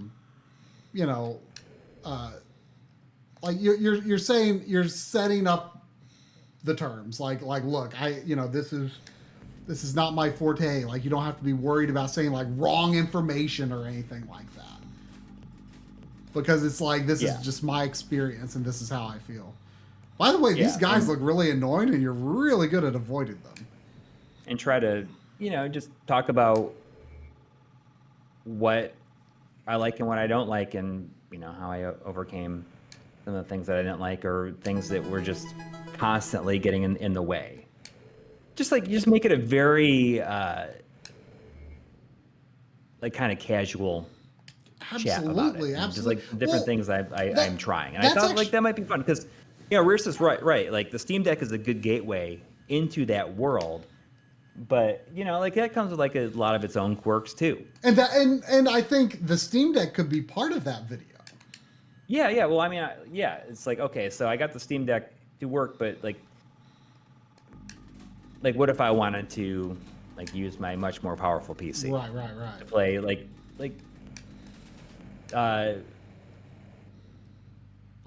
more like games they have like higher system requirements. It's really not so different from that. The idea that I want to do, which is like just kind of talking about how, I think most people think like, oh, like modern systems, like your video settings are so straightforward, just like set it up like this. And it's like, no, like depending on circumstances, depending on the game, like if you've like got a mindset of like, I want to be really particular about what video settings I use for different games. Like obviously not everyone's going to do that. I know you don't like doing that. But like, I kind of want to like open people's, like, I kind of want to say like, hey, you may think that there's no reason to change these settings, but like I feel like I have to always check like my PlayStation and Xbox settings before I launch a game, because like the setting, I feel like HDMI was originally meant to make it just simple, but it's actually become quite complicated with all these like different standards and features and stuff, and you might not want to have certain features on if you're using other features, and it's kind of different kind of similar where you're like talking about things that annoy you, like stumbling blocks. I think it's a good idea. I like that. I see that the Una gamer is saying the key to Steam Deck gaming is local streaming, in my opinion. So are you just like using like a Steam Link connection just to like stream what you're playing on your PC to your Steam Deck? Is there like, how much lag is there for something like that? I wonder. There's also $5 from I always say Symphony of the Nightist, SOTNS. Yeah, I mean that's gotta be what it's based on. Saying if you love Flashback and enjoy this genre, check out the 2023 indie game called Full Void. It's legit. I loved it. It's very good. Full Void, huh? Yeah. So is it like closer to this versus like Another World, or is it closer to this? I'd say. Is it rotoscoped or is it 3D with a similar sort of aesthetic or what? You should check it out. Well, maybe. Oh, yeah, I'll look it up right now. Full Void. I'm playing a game. I'm playing a video game. When you guys have a chance here, you should eat another one of those donuts. Oh yeah. Yeah, Audi hasn't eaten any. I haven't had any. I haven't had time. I'm excited. I mean, you don't have to. Hungry. You don't have to like be playing a video game 100% of the time. It's $12 on. Oh, this is cool actually. Like it's got like I'm looking at some screenshots and like it's like this where it's better than Flashback 2. It's like this where at least in the screenshot it looks like it's a static perspective, but the objects actually have like depth, like vanishing point depth. Yeah, it looks visually awesome in these screenshots. Yeah, very cool looking. Full Void. I need to get that. Oh, it's on picture of Evercade. the Striker though. It looks Yes, awesome. Void. I think it wasn't Evercade exclusive at first or something like that. Yeah. That's cool. Oh, is there? Interesting. So is there? Is it on? It's probably on a cart for that. Yeah, it is. Is that the only physical copy? Oh, that's a I'm good sure. question. I only have the Evercade version, so that's I have the special edition of it. Interesting. That's pretty cool. It's the only game on the cartridge. Neat. So that game Jonathan Henson was asking about, remind me, was that that was like That's like the Space Harrier looking Space one. Harrier like. Okay, yeah. That's what I thought. Yeah. Okay, I am going to eat another donut. I'm going to do it. I'm going to do it. Do you do the strawberry one? I am going to do the strawberry one because those are like, it's like messed up anyway. So like I feel like I want to save one of like the nice looking Pac-Man ones for tomorrow. Okay. Does VGP sell Evercade stuff? That's a good question. Best Buy does. There was a game that came after this. It's not by the same developers or anything, but was very much inspired by this called Escape on Amiga originally, but it was ported to... there was a Dreamcast port of it a few years ago. And then now it was ported to Switch, I saw. So that's another one if you're into cinematic platformers. Escape is very good. Lunark was inspired by this too. So Lunark is one of those. But I really wanted to love Lunark, but there is something aesthetically that I didn't like about it.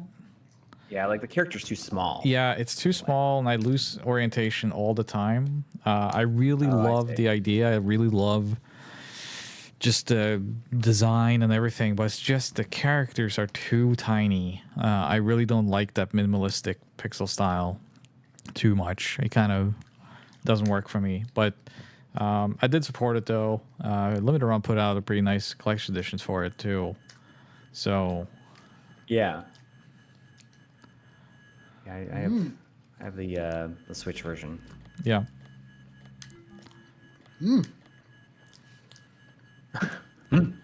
This strawberry one's That's pretty darn good. good. Oh, good. I'm glad that you're having a good time. So what's that called? Unescapee? Yeah, on Escapee. It's another. I don't know if that ever got physical on Switch. It did get a Dreamcast port, which is pretty good.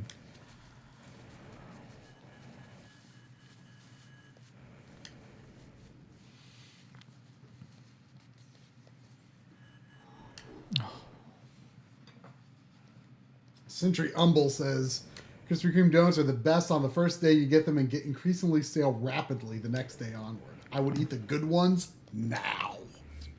Okay, I will. I mean, I'm going to eat my last one like tomorrow morning. So, and it's the one that didn't have a filling. Okay. So I ate the 2 that have a filling. Do my fingers smell tasty, Sandy? What do my fingers smell like? It looks like Amazon has it. Because I do have the, I have the Evercade, the Delphine collection, Yeah. which has this. Is it this version or is it? On, I think it's the Mega Drive version on Evercade. Okay. It has that. It has Future So Wars. it's this one, yeah. Which you had mentioned. And Operation Stealth. Yep. That's cool. I'm not familiar with Operation Stealth. It's not. I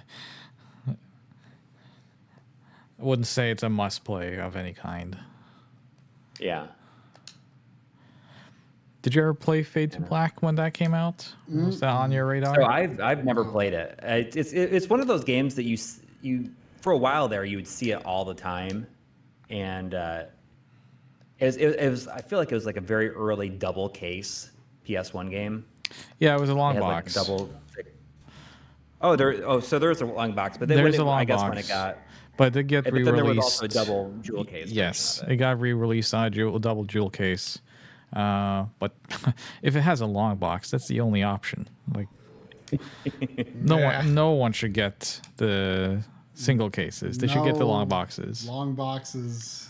So Long boxes. Are so would inconvenient. you say that is it better than Flashback 2? Okay, well, if you're gonna put it in context, right? Like, It's more ambitious, probably.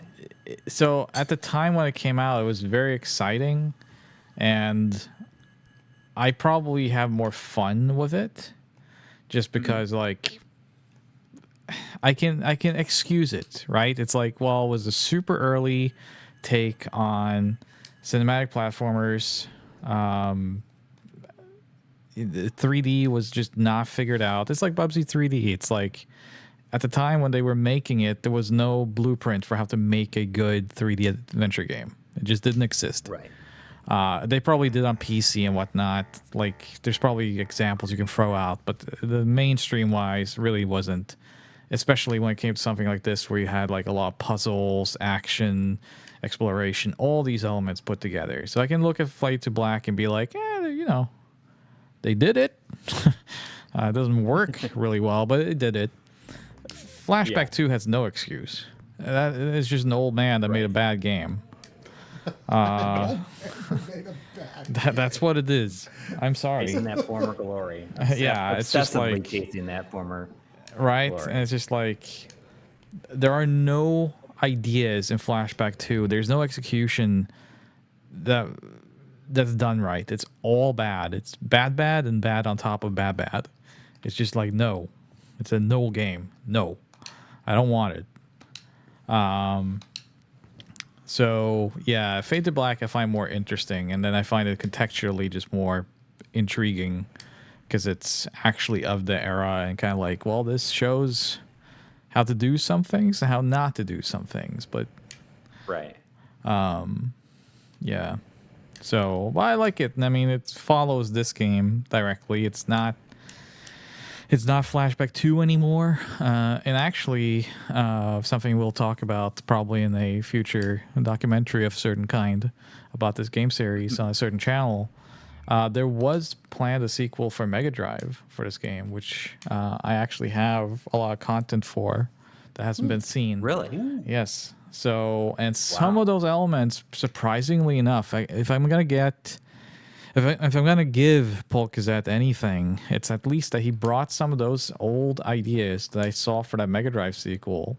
He brought them back for this actual sequel on PS5 and whatnot. So, I guess he at least went back and checked that out. Yeah.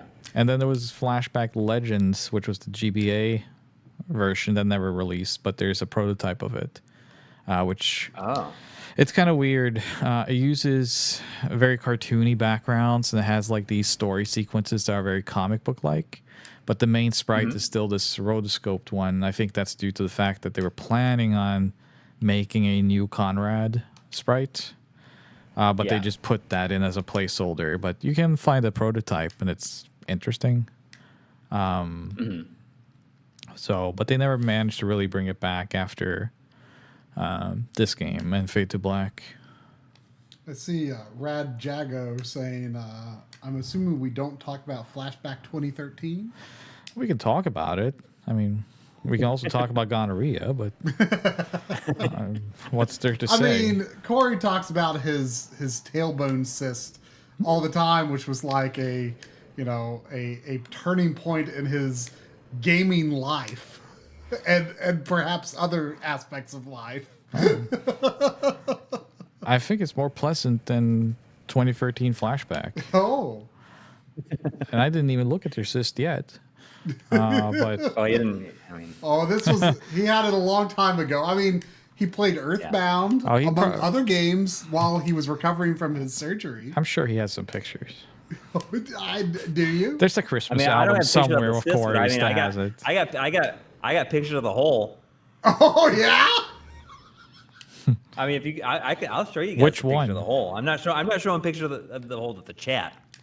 Didn't you say that like it was so? It's cavernous. It was so cavernous that your wife like had to like stuff gauze into it, or something. Well, yeah, it had gauze stuffed into it, but it had.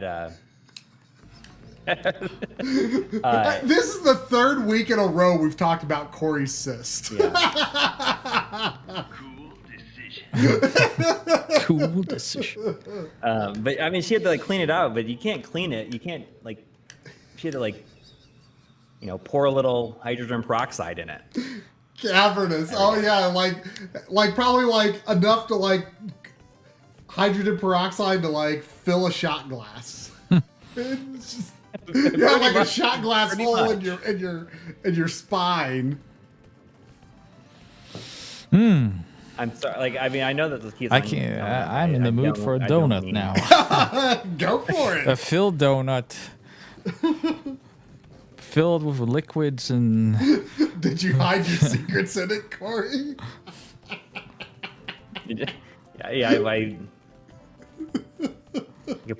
I could hide my weed in it.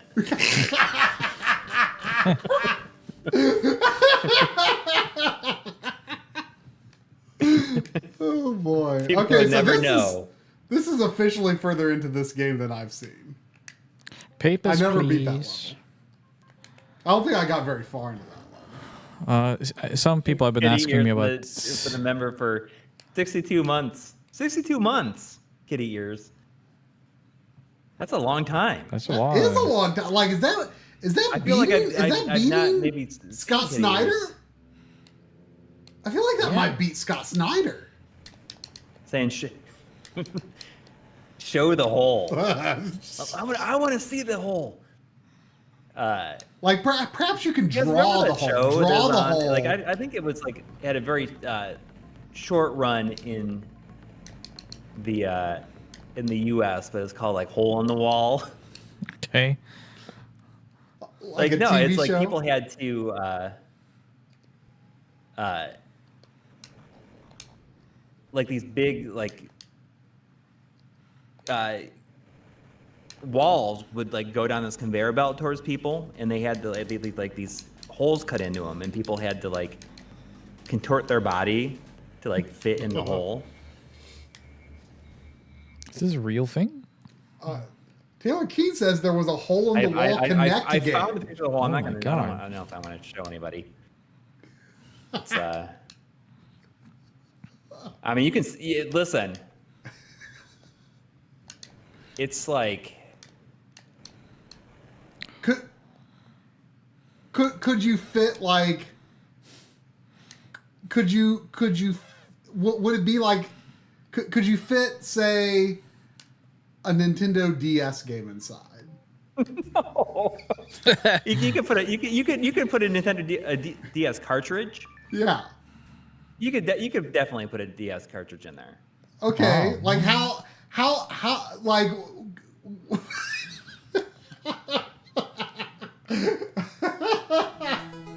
Like I want to ask more questions, but I'm questioning how far do I go?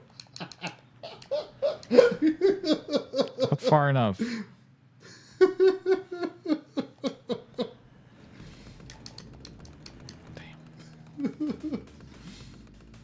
I mean, I'm wondering if I should send it to you. I mean, this one right here. I have the guts to look at it. If you want to send it to me, I can handle it. You can see the top of my hairy butt. You know what? As long as that doesn't bother you. You wear loose fitting enough shorts around the house. I've seen your hairy butt. This is be nothing new. Yeah. You hang out with Coury in his house enough, you will see Coury butt crack. I mean, I don't want it to make you sick. I won't get sick. You can send it to me. Because I mean, there's one photo that it's like I'm gonna send you this one where you can like, she used the flash and you can like see inside of it. You can see like my insides.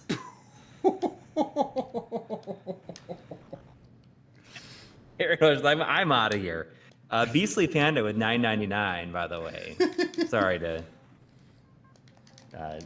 change the subject, saying I rewatched the PS1 episode. Wonder if anyone's figured out why PS1 games are sometimes sharper on PS3 when using discs. Show hole. Let me look at that again. Wondering if anyone's figured out why if anyone's figured out why PS1 games were I've long. I mean, for the record, by the way, it's actually not not with the emulator. It's actually not good when they're sharper because they are non-integer scaled. At least, maybe not in all cases, but generally they will be. That moment is in the demo reel. Climbing up that long. They're generally non-integer scale. I actually prefer the softer scale just because it smooths over the unevenness, even if it is a little soft. I do prefer it. I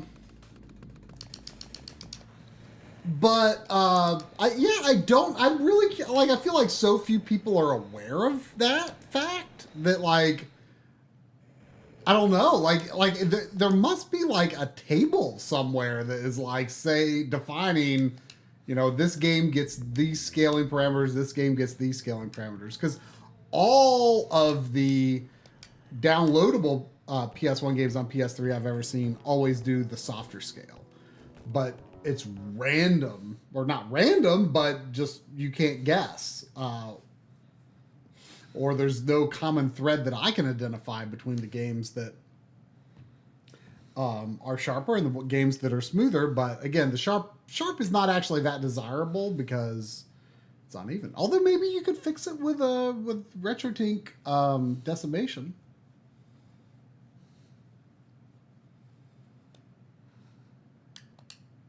I can tell that Chico Might is a relative stream newcomer because Coury has talked about his pile and idle cysts so many times before. Yeah. But this was like, it was removed like 10 years ago or more? And this is what I was talking about last week. This is the photo that I took with my camera off the screen. Are you sending me something right now? This. I just sent you something in Discord. That's the I told you about how I took a photo of that. Oh, so this is a photo you took while you were recovering. Yes. Of Ness and Jeff going up to a store in the middle of the West that just says drugs on top. Yeah. And I'm like, that sums up the game. Yeah. Look at here's some other pictures from this same. This is 2012. Look at this modest little game collection. Ooh, I'm excited to see. Oh yeah, just a little quarter. Oh man, that looks like the Walmart bookshelf that I had in college. It might have been. Yeah, man. The Walmart bookshelf is a classic. Look at that. Although you had some games at your mom's house at the time, right? Or was that everything? Mostly, yeah. I mean, some, yeah. Like Master System games and stuff? Probably at your mom's house still? No, I mean, like at that time, I probably had Phantasy Star here. You just can't see it, like in that corner. Yeah, I mean, I had some. Game So no, that's collection. like everything. Because look at here's a closer look at some of that stuff. Because there's, 4 Master System games there. Yeah. Okay. That would have been before we started. No, this was like after we had been going to MagFest a little bit. Okay. Yeah. All right, I'm going to send you this. All right, I'm ready. I'm ready for it. I can handle it. I can handle it. Okay, you can see right inside it. All right. Here we go. Woo! Wow. Audi's like, I'm not gonna look at that. Oh my gosh. I see it. I mean, what gets me is it's like it's not just a hole. There is like a rip that like works its way toward your crack. I don't want a donut anymore.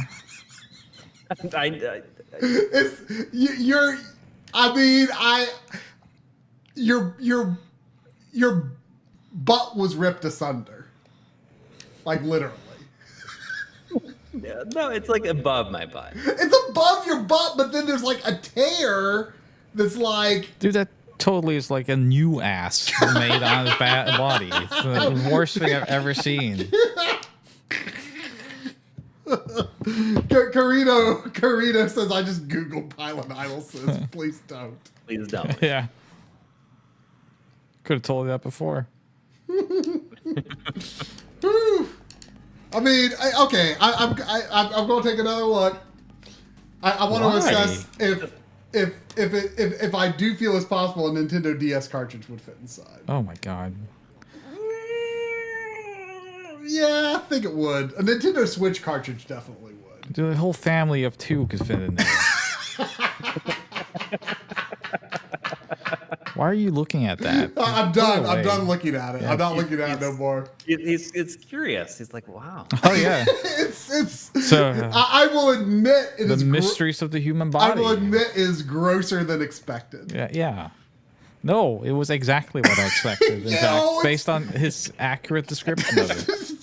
I was not aware of the additional tear that like works downward toward the crack. Which crack are you talking about? Because there was 2. It's pretty bad. I have to admit, it's pretty bad. It's worse than you thought it was going to be? Yeah, I'm not saying I have regrets, but it was worse than I thought. Oh, you seem pretty happy about it, all things considered. I am laughing to mask the pain. Can I interest you in a show called Dr. Pimple Popper? I have seen a little bit of that. I thought you were going to say I have that on DVD. That is significantly more pleasant. That is significantly more pleasant than what Coury had, I will say. Oh, I didn't know we were ranking them, but okay. Oh, come on. So in changing the subject, in 2 days, please. My daughter's going to be 13 years old. Oh my gosh. A teenager. How did this happen? She's as big as a cyst herself now. Yeah, well, the thing is like, so I'm looking at pictures like right after that. It's like, was that how she came to be? Was out of that hole? Yes, she was born from it. Yes. Dude, they actually cloned her from the from your DNA. From the DNA in the hole. Yeah. Oh boy. Yeah. Yes. I mean, not that. Like it's going to be much different than what. I feel like it was last week that she took a 10th birthday trip to New York City with your wife. Yeah. 13, jeez. Yeah, it's just wild. According to these photos I'm looking at, looks like True Blood was still on HBO when she was born. Wow.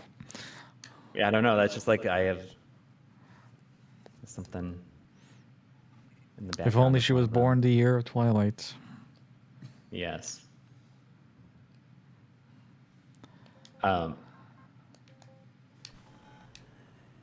I'm sorry. How old is your son then? He's 10. He's 10. Okay. Yeah, and he had his 10th birthday trip in January when we went to Legoland. We took him to Legoland. Good trip. Which was fun, but like you only really need to go to Legoland for one day, and we went for a weekend, and it was perhaps a bit. There's not enough to do there in that amount of time.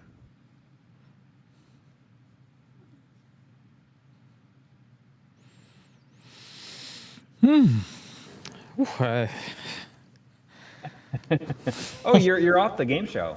Are you out of the game show? You I'm out of the Cyber Tower. Are you familiar with the localization they did? Or localization, they censored this on Super Nintendo. No. It wasn't Death Tower, really? it was Cyber I never Tower. played through the... Oh, because you can't have the word Couldn't death use the word death. yeah. There was actually at Midwest Gaming Classic this guy that always does this exhibit called The World of Nintendo, and he brings. Yeah, I have his book. Oh yeah, the book is amazing. Hey, he's Absolutely making a incredible. second one, yeah? Yes. He is an enjoyable fellow to talk to. We've seen him all 3 years we've been, and actually the first year we went was the first year he went, and his book was almost finished. And he picks like a different year for, the retail theme, and I think it was 93 was this year's theme, and he had he said one of his favorite things there was this sheet that he had that like was this it's like a flyer or like display to just set on the counter or something, and it was basically like Nintendo's response to the increasing concerns about violence and sensitive subjects in video games.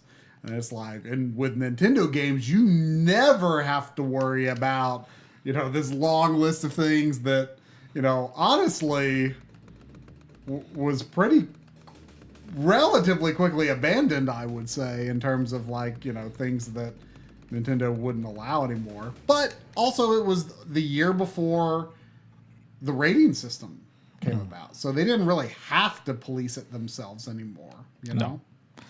They were off the hook for that. Yeah, exactly. Look at the picture I just sent you. Oh no. I don't know if I want to look at any more pictures. What body part No, are you gonna I had to subject to now? get that off the screen. It's like, Oh yeah. Your wife made that, right? yeah. Yeah. Look. This is Coury's daughter going to Comic-Con. That's very cute. My wife made her like a Moogle costume. Yeah, it's pretty amazing. Like a onesie that she had a hood on it.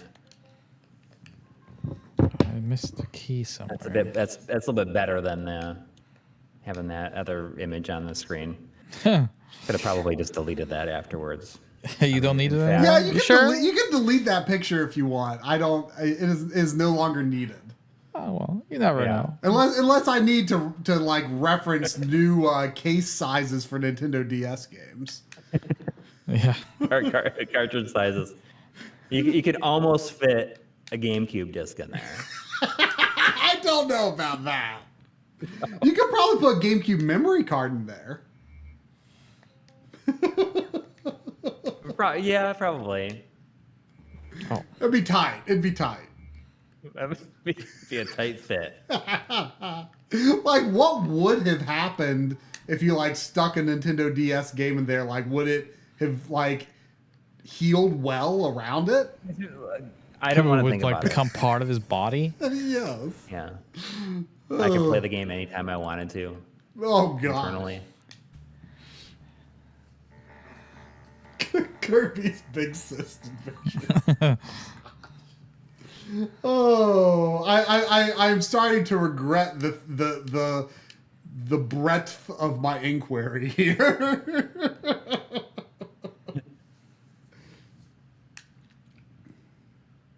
I posted another photo there for you. Let's see. Found that one. That's 2013 though. Oh yeah. Audi, was it 2014 that you were at E3 with Yuzo Koshiro? That was 20. You mean MagFest? Yeah, that was Yeah, 20. yeah, sorry. That was 20. Man, that was 2012. 2012? Yes. Is that what? Oh no, it was 2013. You're right. It was because it's the beginning of the year. Yeah. Yeah, that was the first MagFest we went to. 2013, yeah. Okay. And you were almost certainly behind the table with him when you signed my copy. When he signed my copy of ActRaiser. Oh, absolutely. Did you bring something for him to sign, Coury? He signed my Ease Chronicles 1 and 2 for the PSP version because it has those original soundtracks selectable in it, which is probably not like the best thing I could have had him sign, but I think he was happy enough to sign that. Yeah. I mean, I didn't have a Genesis yet, so, ActRaiser was all I had really to bring him to. And like the sad thing about that is like ActRaiser is like maybe the worst condition cartridge I own. So I felt really bad that this is like the only thing I have for him to sign. But yeah, you two would have absolutely have been at the table with me. Yeah. I'm just seeing if I can find any pictures of like the line that we were in. Oh yeah, that's a good Maybe question, I'm in the background there then. That'd be funny. Yeah. So I have very few from it. For some reason, I have a photograph of a race drive-in arcade marquee, though. For some reason. I have some photos of like his DJ set. yeah. Oh. I'm pretty sure. Well, And it's all I super may have grainy. just gotten a smartphone at that point, so I don't know if I really would take any smartphone pictures. So that would have been, that would have been 6 years before we actually met, Yeah. Yeah. which would be Yeah, kind of it's- amazing to think about. Yeah, it's so interesting because, just like being in the same place, it just kind of shows how small of a world it can be. Yeah, I guess it's possible. So I think that picture try that picture of you with like the two. What are they like the? Oh, like the they're Muppet like things? they're like Muppets that just go meep beep beep, right? Right. The I think that's when we were getting. It was like a group of 4 composers. It was like it was Jake Coffin. Oh, like, that's right. Alex Ventori, and like 2 other people. Right. I got my my Journey signed. Yeah, and and Jake Contra 4 Jake signed. signed my Contra 4. Yeah. And yeah, that's right. And there's like 2 other people. This I don't is remember. from that first MagFest. yeah. There's like 2 Muppets were going beep beep. I beep, remember beep, them, beep, yeah. And they were swarming me. How far back is it gonna kick me? Yeah, that's funny.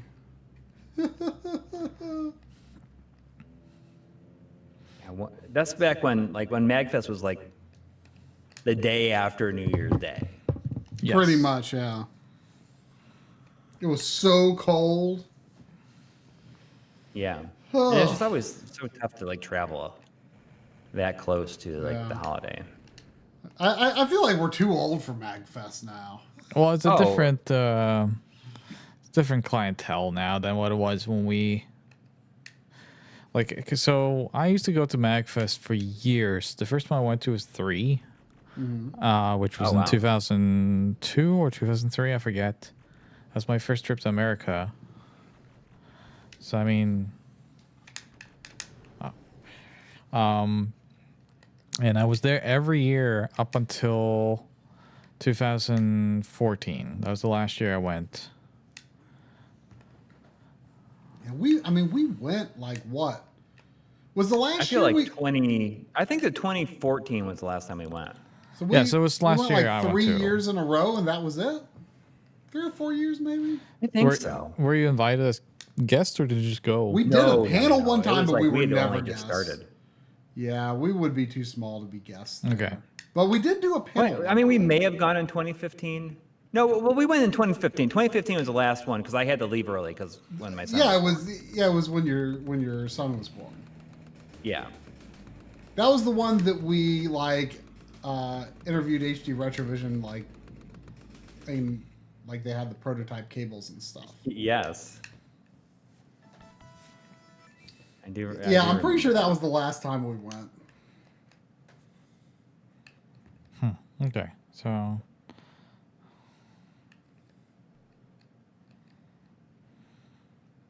Yeah, I'm looking for photos from that. Because, yeah, I had to leave a little bit early. Yeah. Man, that was a wild little time. Yeah. And we did have that, we did the panel. Did we do? No, we never did a panel at Mag. We did one panel, we did panel do a at panel at last year. MagFest. We did. Yeah, with HD Retrovision. Yeah, well, yeah, that was kind of a last minute thing.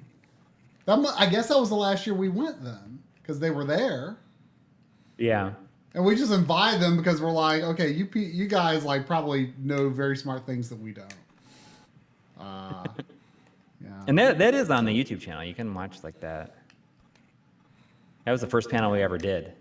Yeah. Oh, yeah. I guess it was. Yeah. And I do remember because Try totally dominates the conversation. I mean, that one. No. Because I think there was just nerves and we had never done anything like that before. But I remember I have a very poor sense of how long I've been talking once I start talking. But it was, I mean, we didn't have any experience doing that before. And Hold and on I think a second. they having a big room full of people for that. Did we not do? It was just, did we not do a Too Many Games panel before we did the MagFest panel? I feel like we might have. No, the MagFest one was the first one. Okay. I can find that. If you go to the front page of the channel, you look through the the bonus playlist. But I can link it. Get up there again. Oh no, are they not gonna let you up? No, it's not that. I was just wondering how I get into that area. I forget.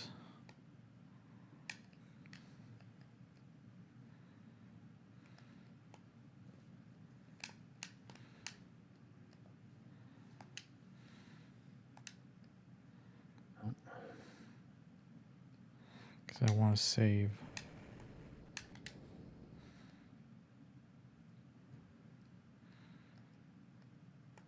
Oh, looks like Henry Clark found it. Oh, okay. Thank you.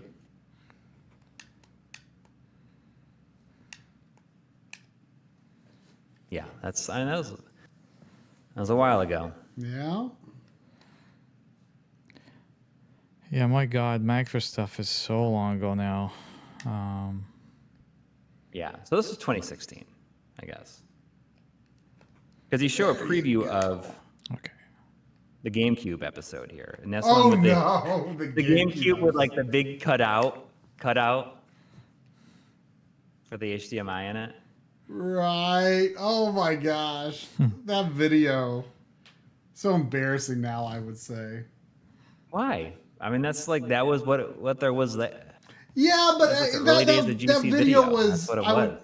That video was an important lesson to us, I think, in Oh, because of the badass console stuff, right? Yes, and kind of I just thought this stuff, designing these mods and stuff, I thought anyone who could even begin to do that was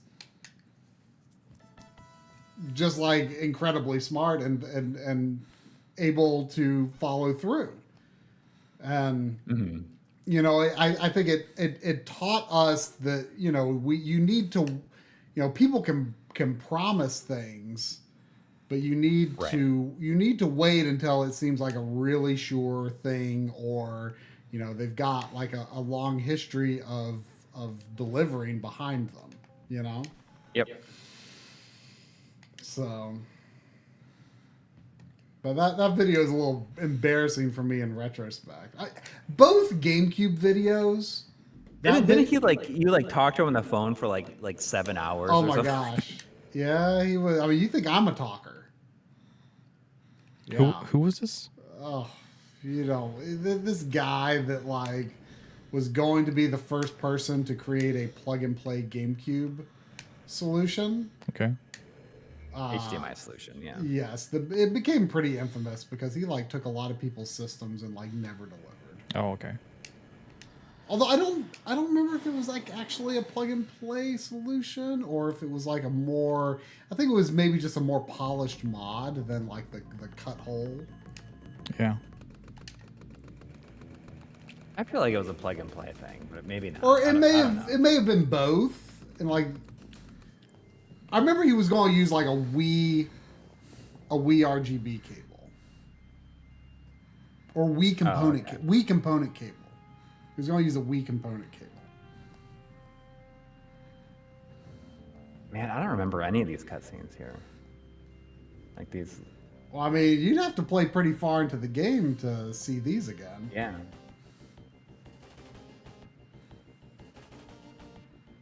Is there there's like one more after this, right? Is there one more level? Yeah. Okay, so you're quite far. That's in. the one with like the alien heart. The alien heart. I was like stuck on it for weeks because I didn't realize you had to like alternate sides to shoot it.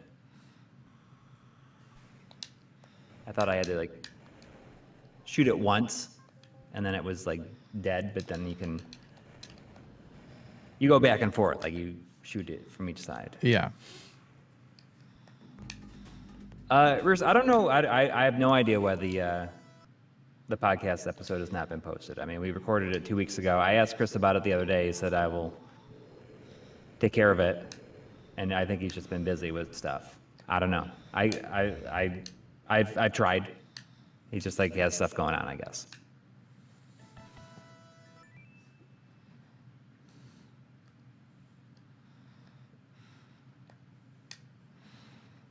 I also didn't realize that they kind of reuse a lot of the same cutscenes. They love to show that same one of him picking up something. Yeah. Yeah. I mean, I wonder why why it takes so long to save. Like, was this not a battery game, or was it like they use like FRAM or something, like Sonic 3? They had to like erase or something. I have no idea why. I feel like SRAM usually is like an instant save. Yeah. Yeah. Well, it's for some reason I thought it used passwords, but it definitely does not. Well, I think the menu has a password option, but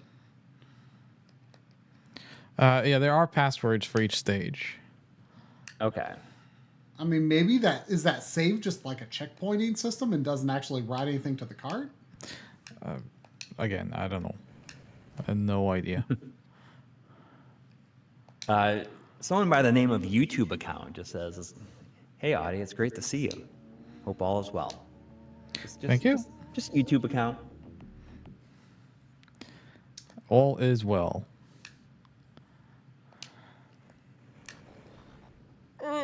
When do you head back? On the 27th, I go back to Europe for the summer. So I look forward to having a nice, busy summer with a lot of work. I'm working on a very secret project right now, which hopefully after summer everyone will be more familiar with. And I just finished up work on the Gex trilogy, which people have been very excited about. And then right now I am working very hard on the Bubsy collection.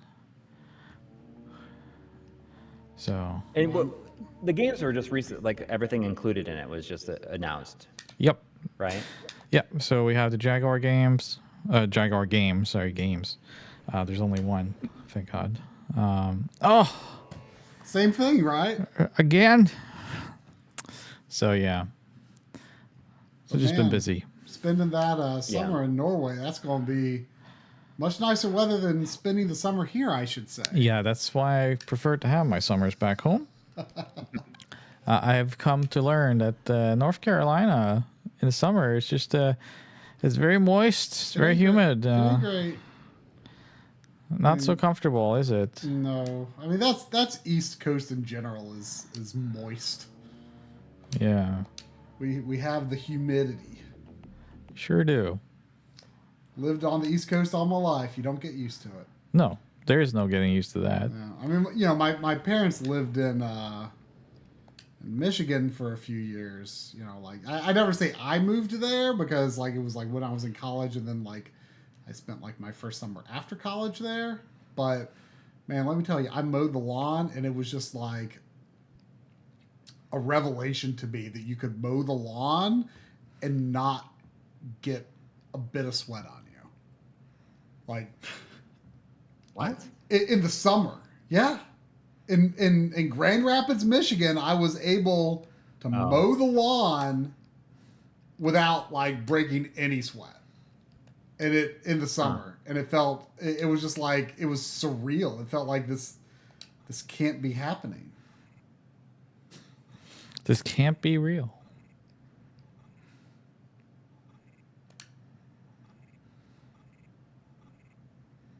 Yeah,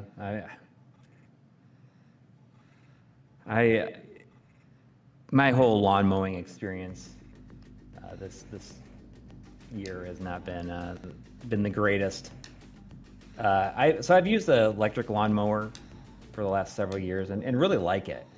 Why can't they? But now, like my big capacity battery, like something must have happened to it, or it's dying because it only holds half the amount, or like about a third the amount that it used to.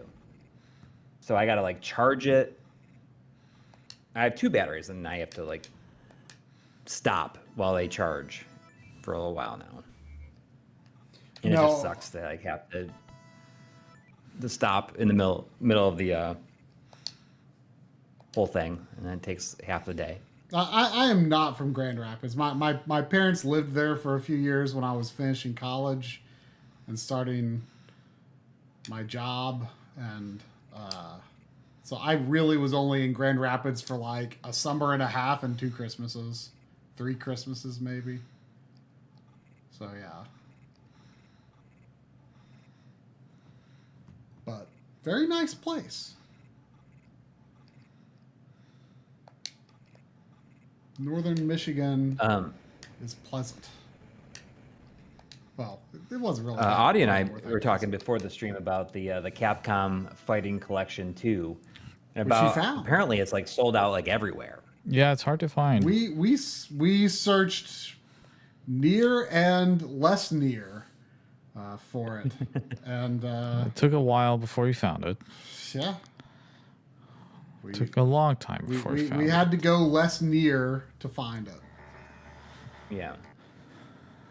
But you really want that first run of it because it comes with a comic. Yes. Right. And the comic is much better quality than the one that came with the Marvel vs. Capcom collection. Yes. So you got it as well, Corey? Oh yeah. I mean, there's no way that I was passing that up.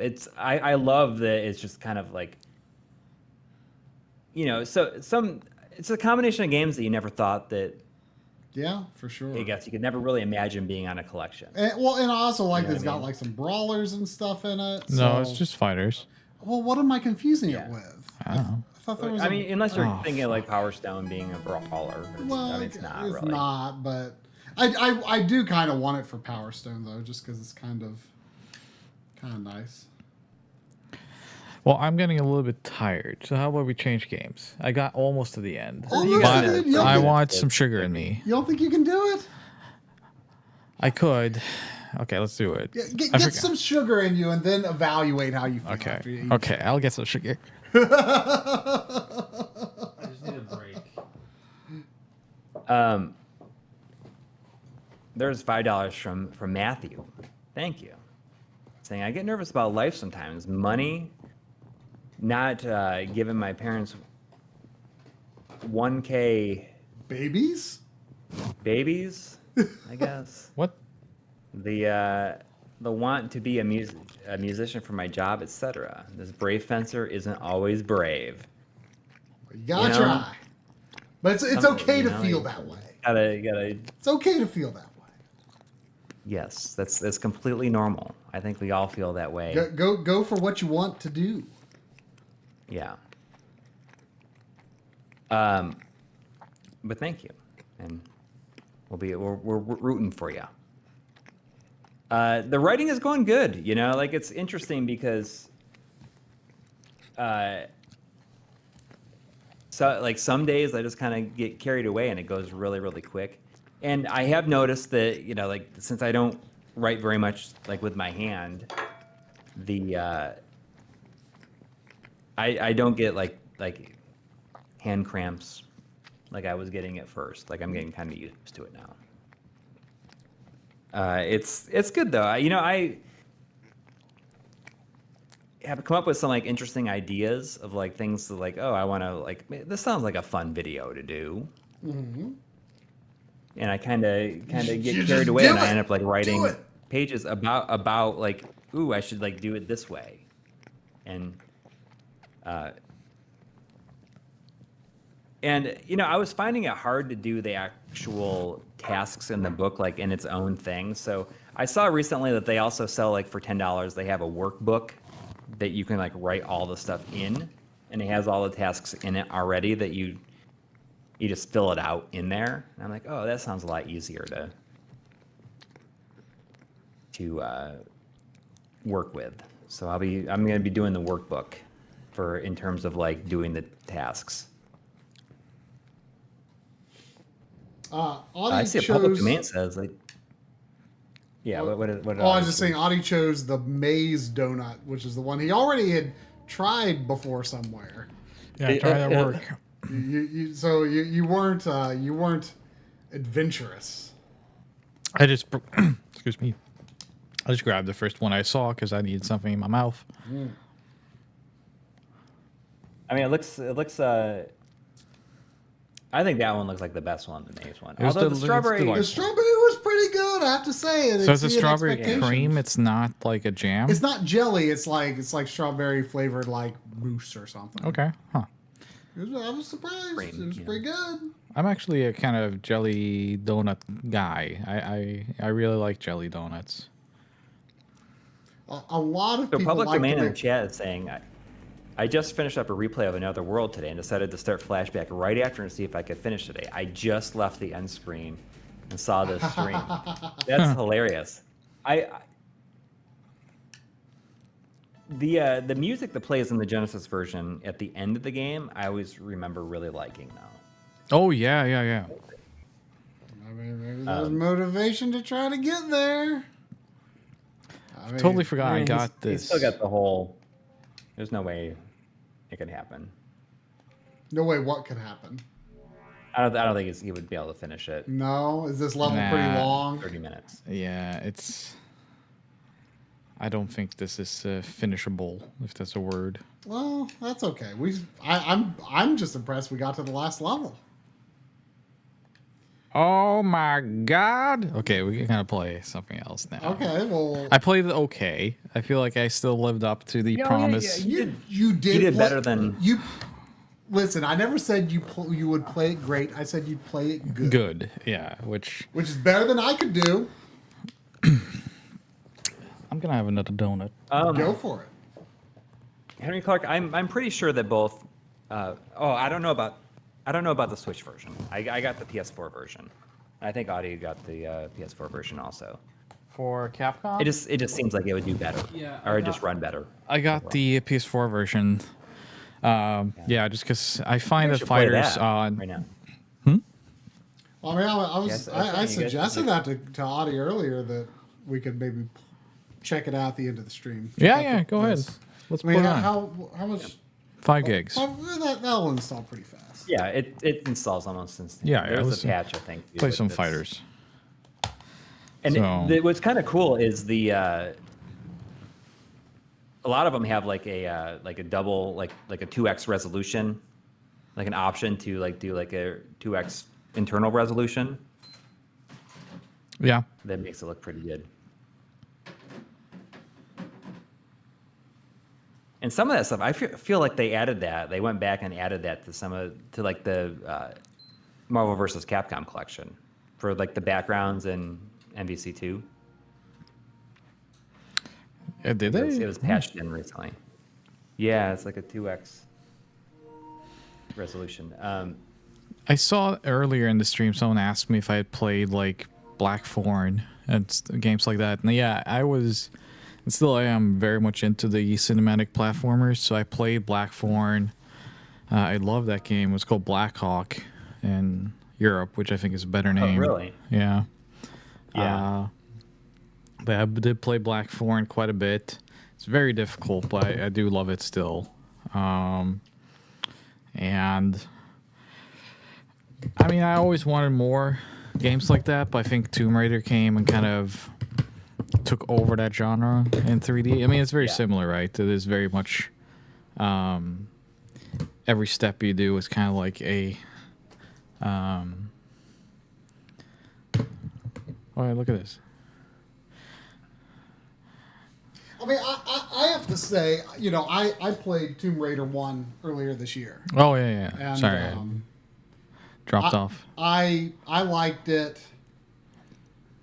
I mean, I expected I would like it a lot more than like the 2D cinematic platforms. I think it's a very different thing because I think when you are moving about in 3D, your capabilities become, you know, to sort of choose how you approach the situation is a lot more flexible.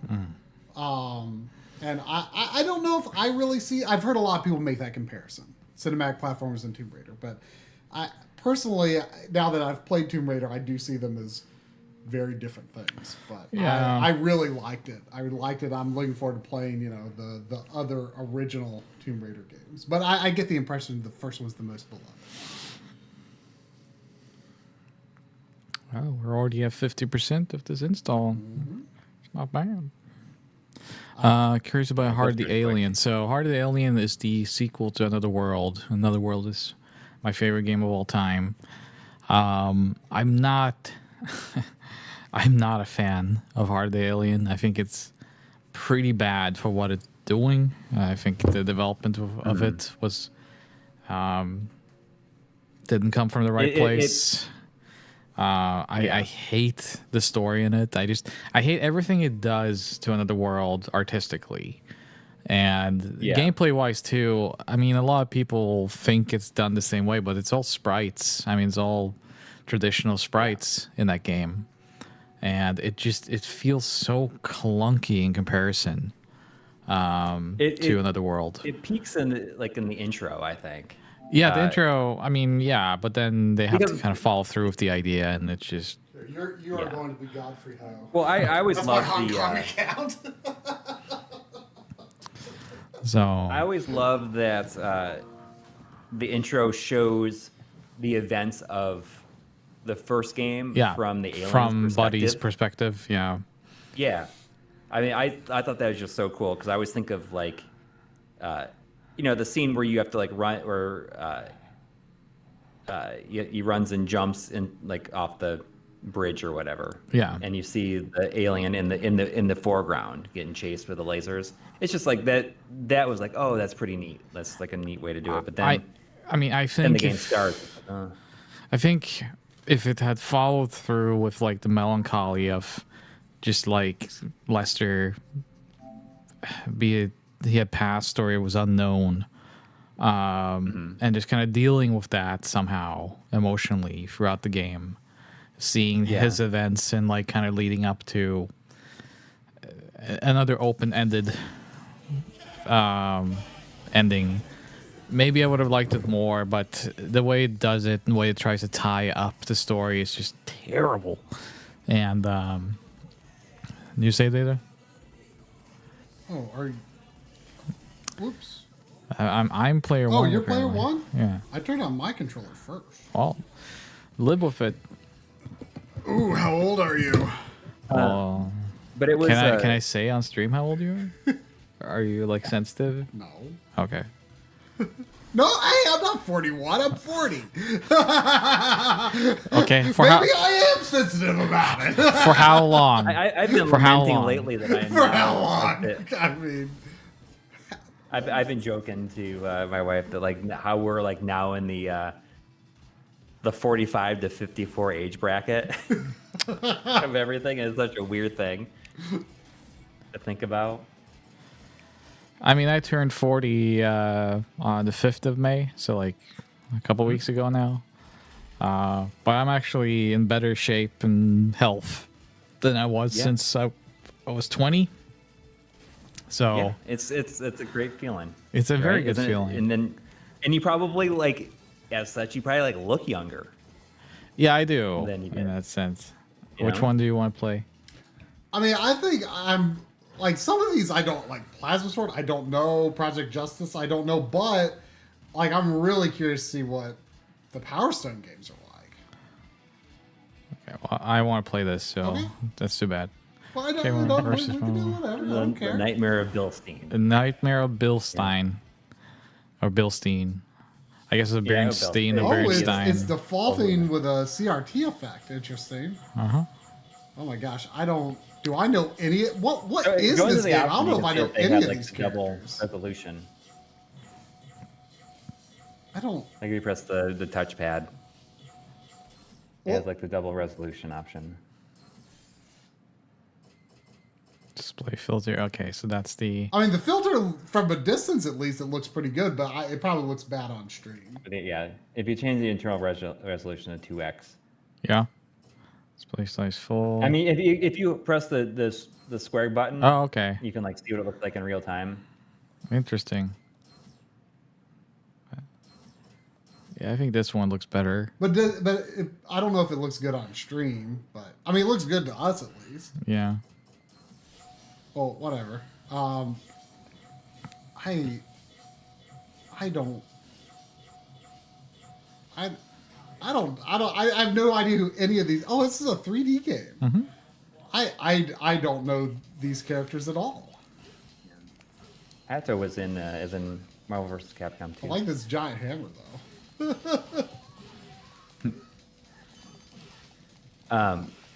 What was I talking about before then? I would just like, you know, even though like you're older, like you feel younger. It's just one of those things, you know, and because you get so used to feeling like garbage. Yeah. Because it's just how it's going to be from now on, you know. Which was not the case. I mean, I always knew because I was very fit when I was a teenager and kind of in my early 20s. But I let myself go and just depression and stuff over the years. And it's hard to come back from, especially as you grow older. But then once you get there, Absolutely. oh, Yeah. never go back. And you probably find yourself like, and you just continue on because you're just like continuing to go regularly, and you know, like you get, Plasma Sword. you know, like in better and better shape. Yeah. You know? I mean, it's intoxicating, right? Ho Yeah. ho! I beat And you, you know, it just and like your it just Plasma feels, Sword. it feels good when your clothes feel good. You know, like there's almost nothing I hate more than like wearing clothes that just like don't feel good, that I Yeah. don't feel good in. Like, I was getting worried, man, because, like, always been a medium my whole life. Then for many years, I was a large. And then before I got sick, because that was the thing that happened to me. I got some pretty heavy health issues. And I had to get better. But at that time, I was starting to kind of go towards like, well, maybe XL is my new size, and that didn't feel good. And so I was happy to reverse it to a medium, because now I wear medium again. So Yeah. Yeah, I had no idea there was like a Capcom game of that style like that. Like what? Like the Oh. game we just played. oh, Yeah, oh yeah. I mean, there's a lot of them. I was like Tech Romancer was like that too. I've just like a never polygon paid attention 2D. to Capcom fighting games. Oh, Technomancer is awesome. Just because I'm not a big fighting game guy. But that's all stuff. Like, I mean, a big reason you probably never saw that Why am stuff I because you choosing a didn't have a level or something? Dreamcast. Yeah.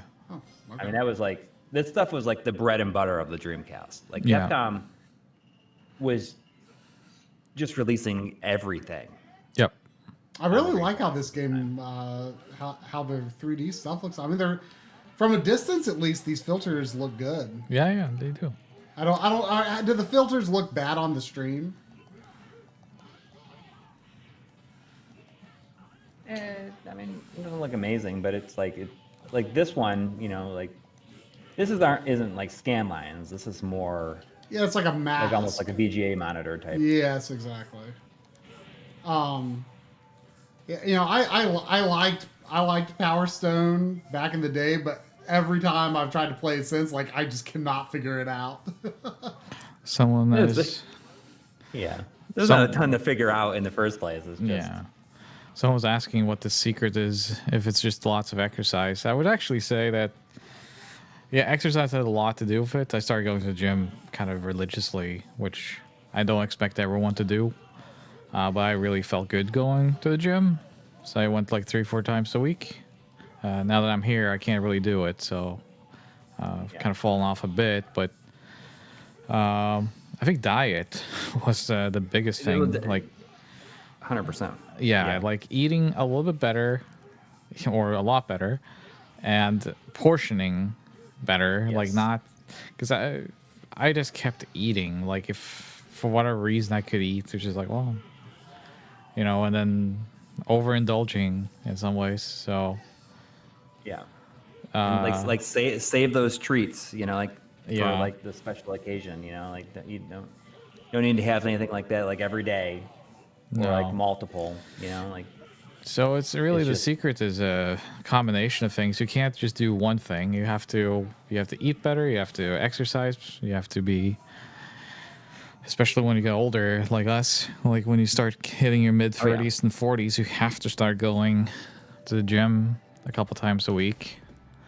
At the very least, if you want to stay in shape. yeah. Or you know, I have stuff at home that I use. Yeah, I mean I have like a bench press at home. Yeah. And I've been using kettlebells a lot. I mean, you were definitely like a big inspiration. Like last time you were on stream, you know, talking about it. It's like, like look you at know, this like guy. gave me an inspiration to kind of get, Oh wait, we're choosing multiple? you know, like a bit back into gear. And I'm like, have hit a stride. And I've like, I guess since, like looking at my my Withings app here, it's like looks like since April 23rd to May 15th, I'm down 10 pounds. Yeah. So I'll weigh myself tomorrow. This Hopefully it'll salary be bag guy, I love him. lower, but it's like it's a good like once you kind of get into it, it just becomes like eating habits become a lot easier. the more you Yeah. do it. But they always say like it takes like 2 weeks or 3 weeks or something, 2 weeks of like constantly doing something to kind of build a habit. Yep. Which is definitely true. All right, there's another $5 from Matthew. I'm going to try to parse this as best as I can. It's always the Excited fun of it. for Onimusha 2 remaster. Friday? Does that come out on Friday? Oh really? Onimusha 2 remaster comes out on Friday. It's my favorite. New modes and can switch between 16:9 and 4:3 on the fly. Oh, on the fly. Good to hear. Audi Coury Carlson being thumbs up in health. I do pull up and push up every day. Sounds Thank good. you. Yeah. And there's so much stuff you can like really do at home. And like I said, kettlebells is like, it's such a small thing, and there's so many things you can do with them. Yeah. And you just like, it can tear you up. Oh, I love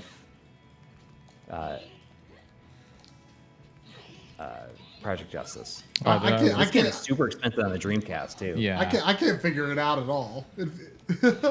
I like the baseball player. What's his like? And he always says, "Play ball." I like the salary-man guy, but I sure can't play as him. The principal. Well, the first guy I chose. Yeah, I can't figure this game out at all. But what can I say? I'm not a guy. That US version, you know, like they cut a lot out of that. Yeah. Because like didn't the rival schools like on the PS1, it was like a 2-disc game and it had like a board game or something. Yeah. Like a board game mode or something. Yep. Like on the second disc.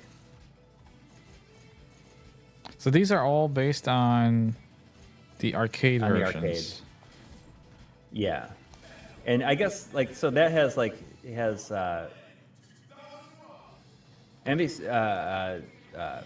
SNK versus Capcom 2 has like the I have no idea what my group is. EO version and the arcade version. But I think online EO version is the only one you can do. And a lot of the stuff is like seeing the deep cuts. Like I always liked in SNK versus Capcom 2, it has like a Maki from Final Fight 2 as a character. You took Chun-Li. Okay. I ordered the Japanese Dreamcast version because I imported it.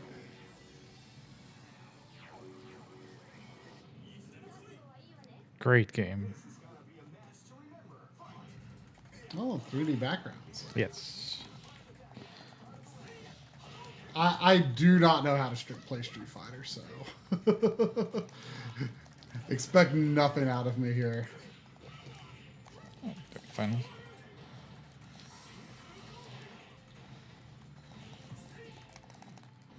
Even though it's not considered to be very good, I still bought that re-release of SNK Chaos? SNK versus Capcom.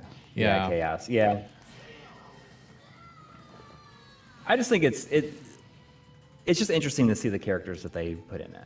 I actually like, I mean, it's not great, but I love the fact that like SNK did the sprite work for it. So the shading and just the proportions of the characters are awesome. Did you try the new Fatal Fury yet? No, I have not. I've heard that it's pretty good, but I was just like read a thing about how it was kind of a big flop because of like so much like Saudi influence or something in it. Yeah, I mean it has like soccer players and DJs that are very affiliated, right? And just not a good situation. But I haven't played it yet. I was excited for it, but I mean it doesn't sound like it's that hot. Yeah. I have not played any of the like the 3D King of Fighters. Yeah. Either.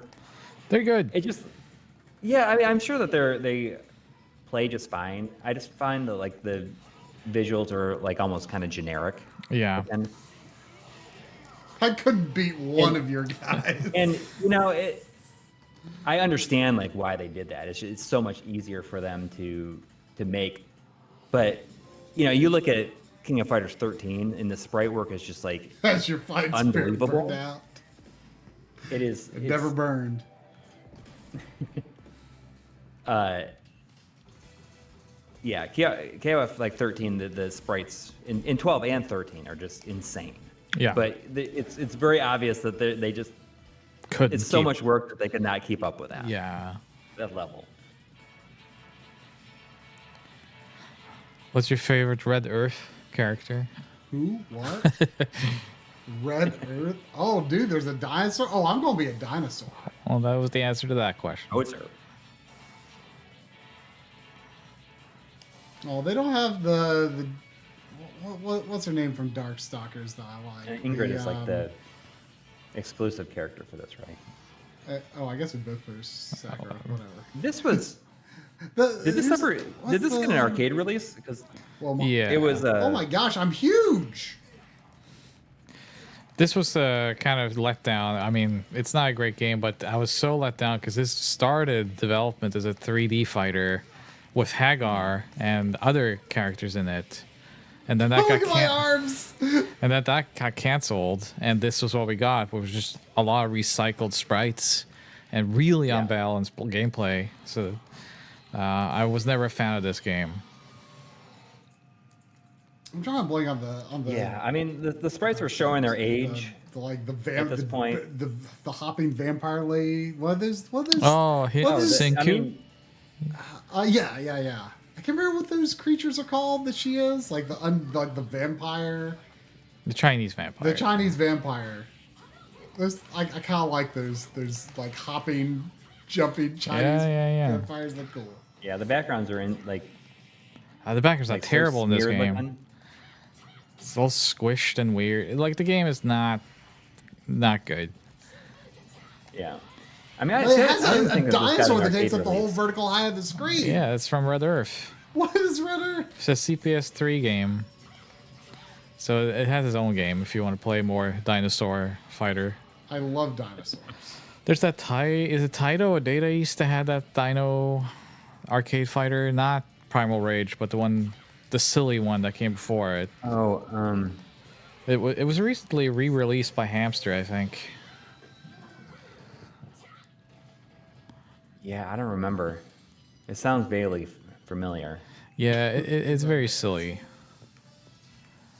Dino Rex by Taito, yeah. Is that it? Maybe it is. Well, I like this game. It's cool. You should find yourself a better challenger to play it against. So we have a gallery. I did like the graphics in Plasma Sword a lot. And you know, like the first Capcom versus SNK is very good too. Yeah. I always like the level intros in that. Yeah, you're right. Love the art. And I think that I don't know if this just has the 2001 version or 2000 or whatever. The one that wasn't released in the US on the Dreamcast. Mm-hmm. Oh, Pro, I guess. Yeah. That was recently translated for Dreamcast. Oh, okay.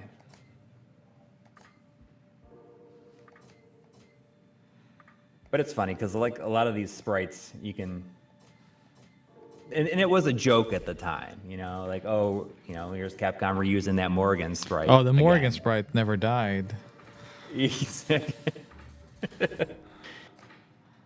I love this art. Some of this is not from the actual game. I mean, Some of it like new concept art? no, it's just from 2. It's not from Project Oh, Justice. I they're just like, these are the characters. Yeah. So play Alpha 3, the Alpha 3 upper. Is that just is that an arcade version that has the home version characters in it? I think it's the one because they added so many characters to the home version. Oh, sorry. No, I don't care. I don't care.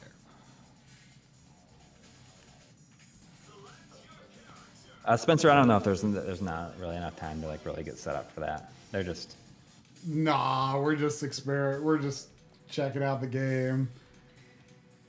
Playing online is playing a competitive game online it ain't my thing. No offense to you. But I can't play fighting games really anyway, so But they added a bunch of characters for the Dreamcast and the PS1 version. So this must be like an arcade version that has those characters in it. Which I didn't realize was not even on that Street Fighter Anniversary Collection. Yeah. But from what I understand, these play really good, and I thought the Street Fighter Anniversary Collection was pretty decent, but I guess there's some bad input lag on it. I mean, for the price, I mean, you get a lot of great games here, so. Oh, yeah. Absolutely worth it. you're getting Godfrey Hill a lot of trophies. Yeah.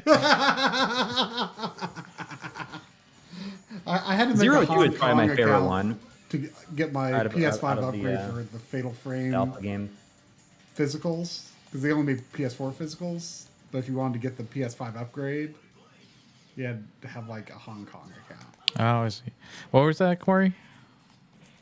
Something about Alpha? Alpha 2 is my favorite. Yeah, same. I like the music, and it's not overly complicated. It's just a really good, solid 2D fighter. You know, it felt like a good evolution of Street Fighter without having a billion different isms to choose from. Yeah.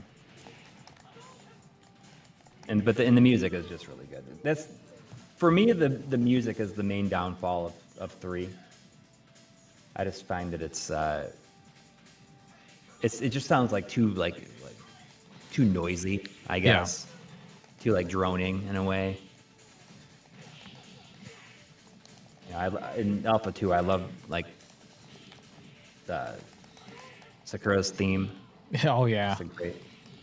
I think my favorite Street Fighter soundtrack is still EX. Oh, okay. Like, I know that's... I mean, I actually love the EX games in general. Like, I think they're awesome. But the music in EX is just so good. Interesting. I never really thought about that. I think that I played EX2. Yeah. So, like... was it like EX plus Alpha or something like that? Or something. And I think Try was like, he didn't even know that they existed or something like that at that point. I don't know. Dude, I love the EX games. They're so much fun. Just a little bit jank for what's like comparatively to other Street Fighters, but it's my kind of jank. And then the music, I think, is the best in the series because you have like Shinji Hosoe, you have Sasso. Just like a really good roster of excellent composers, just at their best. Yeah. And Sakura's theme in EX is just amazing. Is it like an original theme, or is it? Okay, so it's not even like a remix or anything no, like that. But it's so good. Even Ryu's theme is like amazing. So if you haven't heard it, I mean, highly recommend it. I'll definitely go into that, like looking to listen to the music. Yeah, and I think they're really fun, you know, and they're really fun. Yeah. But I would say that the PlayStation arrangements are the best version of them. Okay.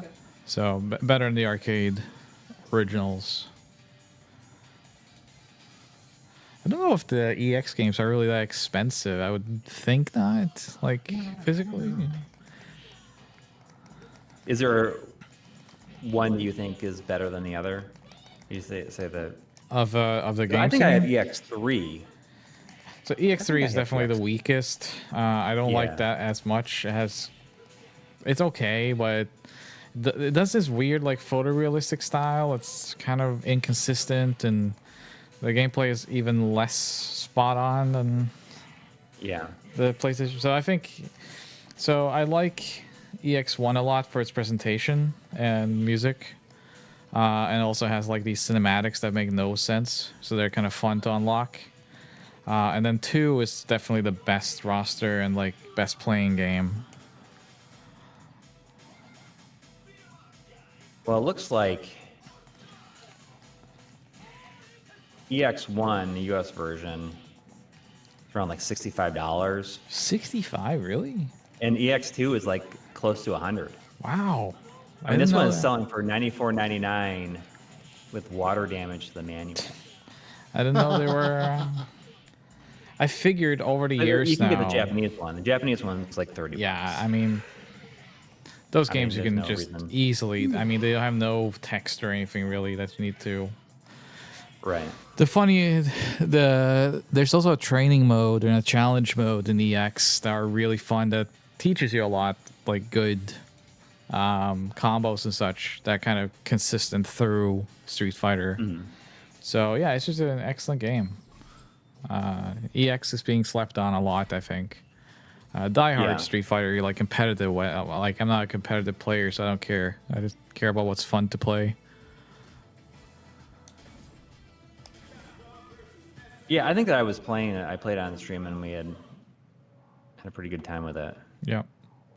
But I only have 3, so I mean, I'm gonna keep an eye out for these Japanese ones.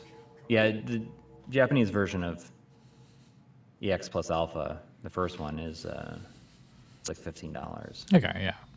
That's about where it should be. Yeah. And they just do like, what is it, Eureka? Like they did like another Yeah, they their own fighting game a couple of years back, and because but they bring all their own started- characters from yeah, EX because games into it like, started Solid out as it was a different game before EX, and then they did their own sequel to that it's called Fighting Layer, and that was only in arcades, and then they did Fighting Layer EX or whatever on PS4 and Switch.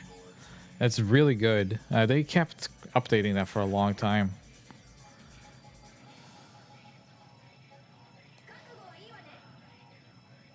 Interesting. Oh, I always love the announcer voice. Decide the order of the bout. Yeah. And what was so cool about a lot of these, you know, you'd see them in the arcade, and then they'd be on the Dreamcast like Yep. 3 months later, and the exact same version. I mean, it was a magical time to be a gamer, really. Yeah. Yeah. Still the time where you kind of went into stores physically and you would just discover new games every week. Just like something new Yeah. was on the shelf, and it was so much fun. Yeah. And really, I guess, you know, Capcom was putting these fighting games out like crazy, but really, fighting games were dropping in popularity like pretty quickly at Oh, that yeah. point. Like they were just Well, I still remember flinging when everything out there that they could to get people to back into it. But I think that there was just so many of them yeah. that they needed to take a little, and it was kind of dead until like what is it, 4. Street Fighter 4. Yeah. Yeah. And that's funny, right? Because like when Street Fighter 3 came out, I remember that like that kind of just came and went at the time. I mean, now Yeah. it's a little bit revisionist, but like, I mean, it's an amazing fighting game. But when it came out, Yeah. no one really cared, and it came out on Dreamcast, and it was just kind of over. People were talking about Tekken, and they just weren't into Street Fighter anymore. The character's kind of weird. Right. For Japan, wasn't it Virtual Fighter 5 Yeah, that like really went big for fighting game at that time? At that time, around, I mean, Well, I mean, at its time. oh yeah. Like that really brought it back to the arcades in Japan, is my impression. Yeah, I mean, Virtua Fighter in Japan just had its life of its own. So That Mr. Karate back there. yeah. Don't kill him. He is.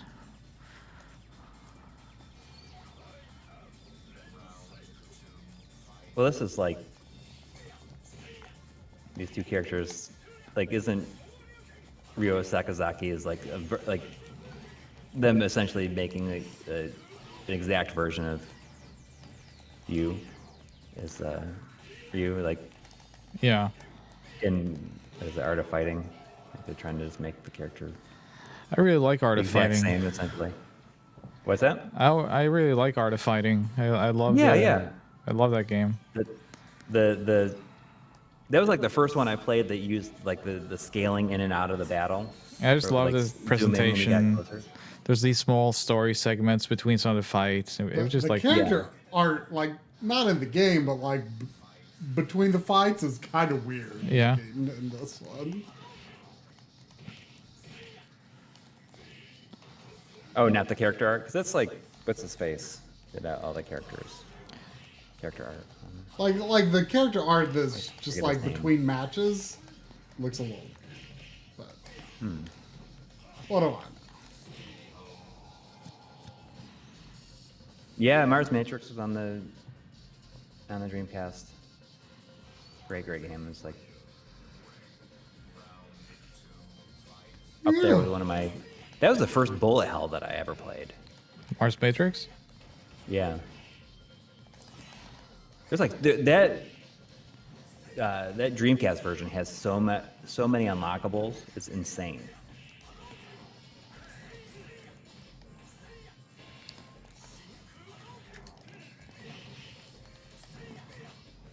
Yeah, I think like after once he loses, then we'll probably call it a night. Yeah, it's getting late, huh? Yeah. Yeah. Even you are tired. And usually, I am tired. You had that. The donut was a. yeah, it's just a fucking second win. It's a sugar crash. You didn't even eat your second donut. Not yet. It's just sitting there. It's just sitting there. Or strawberry. I use it for temptation and energy. Save it for tomorrow. It's been out for too long now. I have to eat it tonight, which is gonna be fun. I can't wait to go to bed. Just like hopped on sugar. Yeah. Oh, I love those shadows there, like in the spotlight. Yeah, see, there's a $2 In some super ways, chat. you know, like in some ways, Capcom versus SNK 1 is better looking than the second one. I think so too. I'm pretty sure what it came down to is just like distraction. Like people who play competitively don't want. I mean, people who play competitively only play on the training stage and like things like that. So like maybe that was why they kind of took away a lot of the presentation of this game. I like the shadows though. Yeah. Yeah, it's such a cool. Flourishes. But I seen there was a $2 super chat from Matthew saying, "I get destroyed in Third Strike when I play on." Yeah. I mean, the feel. I mean, again, not a fighting game guy, but like I feel like a big part of why I never became a fighting game guy was, you know, the big games, you know, when I was growing up were Street Fighter and Mortal Kombat, and I just thought they felt so stiff. Really? You know, I'm used to platformers, right? You know, and I'm like, this just doesn't. These games don't feel fun to control to me, and I have since like gotten into the newer Mortal Kombat games. I've played 9, 10, and 11. Yeah. And I really liked 9 and 11 especially. But and they felt better to play than I thought they would. And I like Namco. Like especially Soul Calibur. Soul Calibur is like the one like traditional fighting series that I like actually really enjoy. But you know, Capcom, like I don't know, like whatever it is that people like feel that just something about the way Capcom fighting games feel to people feels so good, and for me, I've just never connected with it. Yeah, I mean, if I had a choice between this and something like Soul Calibur, I would choose this. Oh, I mean, I know you're a Street Fighter diehard, and I'm not very good at Soul Calibur. Most people, I think most people would say Street Fighter is the best. Is your favorite Soul Calibur character Yoda? No, I've never even played Yoda in Soul Calibur.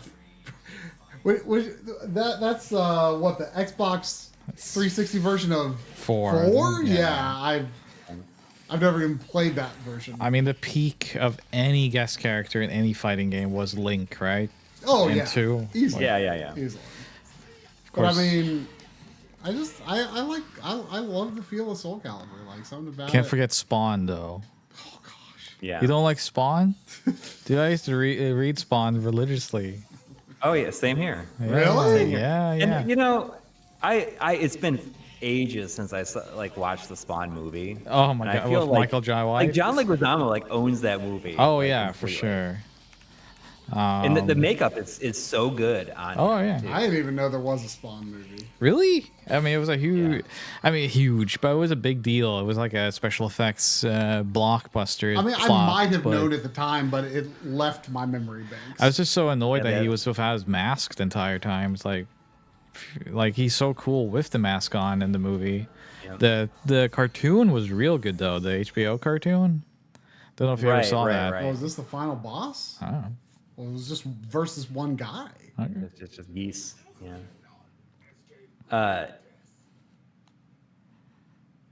Yeah, I mean the HBO show, like I've only seen like little bits of it. It's very I good. should see. I wonder if that's like on HBO Max, if you can still watch it. Oh, that's a good question. I'm surprised they haven't released it. I have the DVD set of it. They've released like, man, so many years ago. I'm surprised there's no Blu-ray or anything of that. Yeah. But I mean, yeah, I definitely read Spawn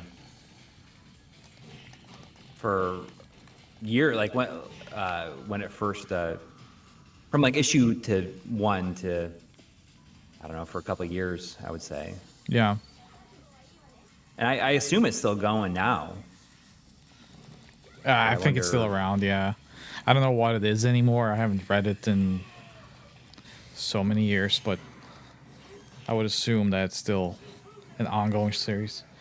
I mean, I don't think Todd Yeah. McFarlane is involved at all, but Right, but he doesn't like need to be, I guess, at this point, right? do you remember But I Todd wonder Mc- if it's even. do you Like I remember his wonder. game? What, He had like a PS2 game, like Todd McFarlane's like Monsters or something. It's a Okay. arena fighter. well, there was like on the Dreamcast there was that Spawn game also. Oh yeah, the Spawn video games. I actually like the Super Nintendo game. It's made by the same people who made Hook. Oh, Ikiote. huh. Interesting. Like I didn't realize that there was a. Oh great. Yeah, you just have to beat him again with no health. Oh, you just get a little dollop of health. A little bit. Oh, here's a long play of it. So the. Oh wow, this does look pretty good. You never seen the Spawn Super Nintendo game? No, Oh, it's pretty good. It's not the best. it's like almost like Ninja Warriors esque. Kind of. So it actually has a little bit of depth to it. There's like special moves, and you have Okay. the spawn counter that kind of acts as your. It goes through the entire game, so you kind of have to be strategic when you use that's your cool. when you use your powers. There's some like platforming, some wall jumping and Yeah, stuff. some wall jumping. There's some bosses. It's interesting. I like that Super Nintendo game a lot, and the PlayStation Spawn game is garbage. My God, that is one of the worst games on PlayStation. So I love it. I wonder how much this is. I don't know. It looks kind of good. Yeah, I mean it's definitely maybe next time I'm here, rather than streaming that garbage that you have here to see that game, we can stream Spawn next time. We will make Mr. Do very cross. Okay, next time we'll play it's like some Xena and then $35 we'll play then. some Spawn. And it's acclaim published.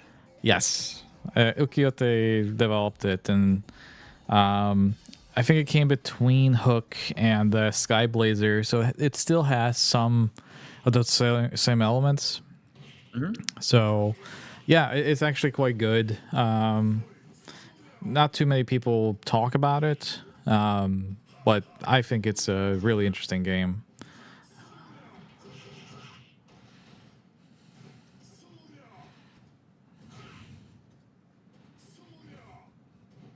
Animation looks pretty good. Got the I don't know what that goes for anymore. I have it boxed at home. Spawn, I mean. Remember, Corey, you said I you, mean it's like. Yeah, I mean I guess it's like $35 Cartridge? cartridge only. Okay. that's not bad at all. Yeah. This one's is. I'm just like looking at available now, and it's like $135 complete. Yeah. Oh man, I'm If I see sleeping. this someplace, I might get it because it looks pretty good. Yeah, next time I'm here, It looks like something play some Spawn. that I would like. Yeah, I think you would. If you like Hook, you definitely will have some fun with Spawn. The physics and the mechanics are somewhat similar, and then you have a lot more depth due to the Spawn special attacks and whatnot. So it has a little bit more fighting game inputs and stuff like that. So someone's asking me if I would rather have World Peace or a CDI successor. Come on now, CDI successor.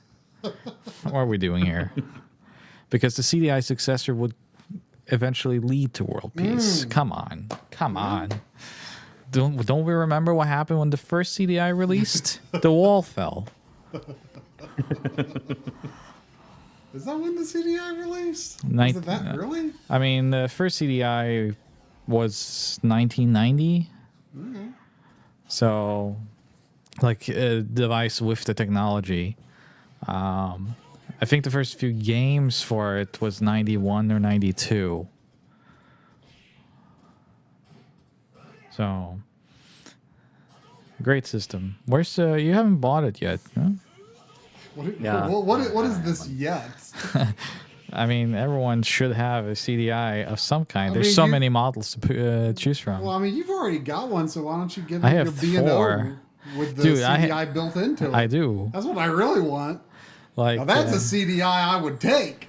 So I have 4 units, CDI units, and then I have a CRT with a built-in CDI. So I have 5 ways of playing CDI. The CDI B&O is at John Linneman's house. Yeah, I mean, I have to get it home somehow. But the funny thing is, the day I want to get that home, I'm sure he's going to do the puppy eye thing he always does. Like, oh, I kind of used it. It's like...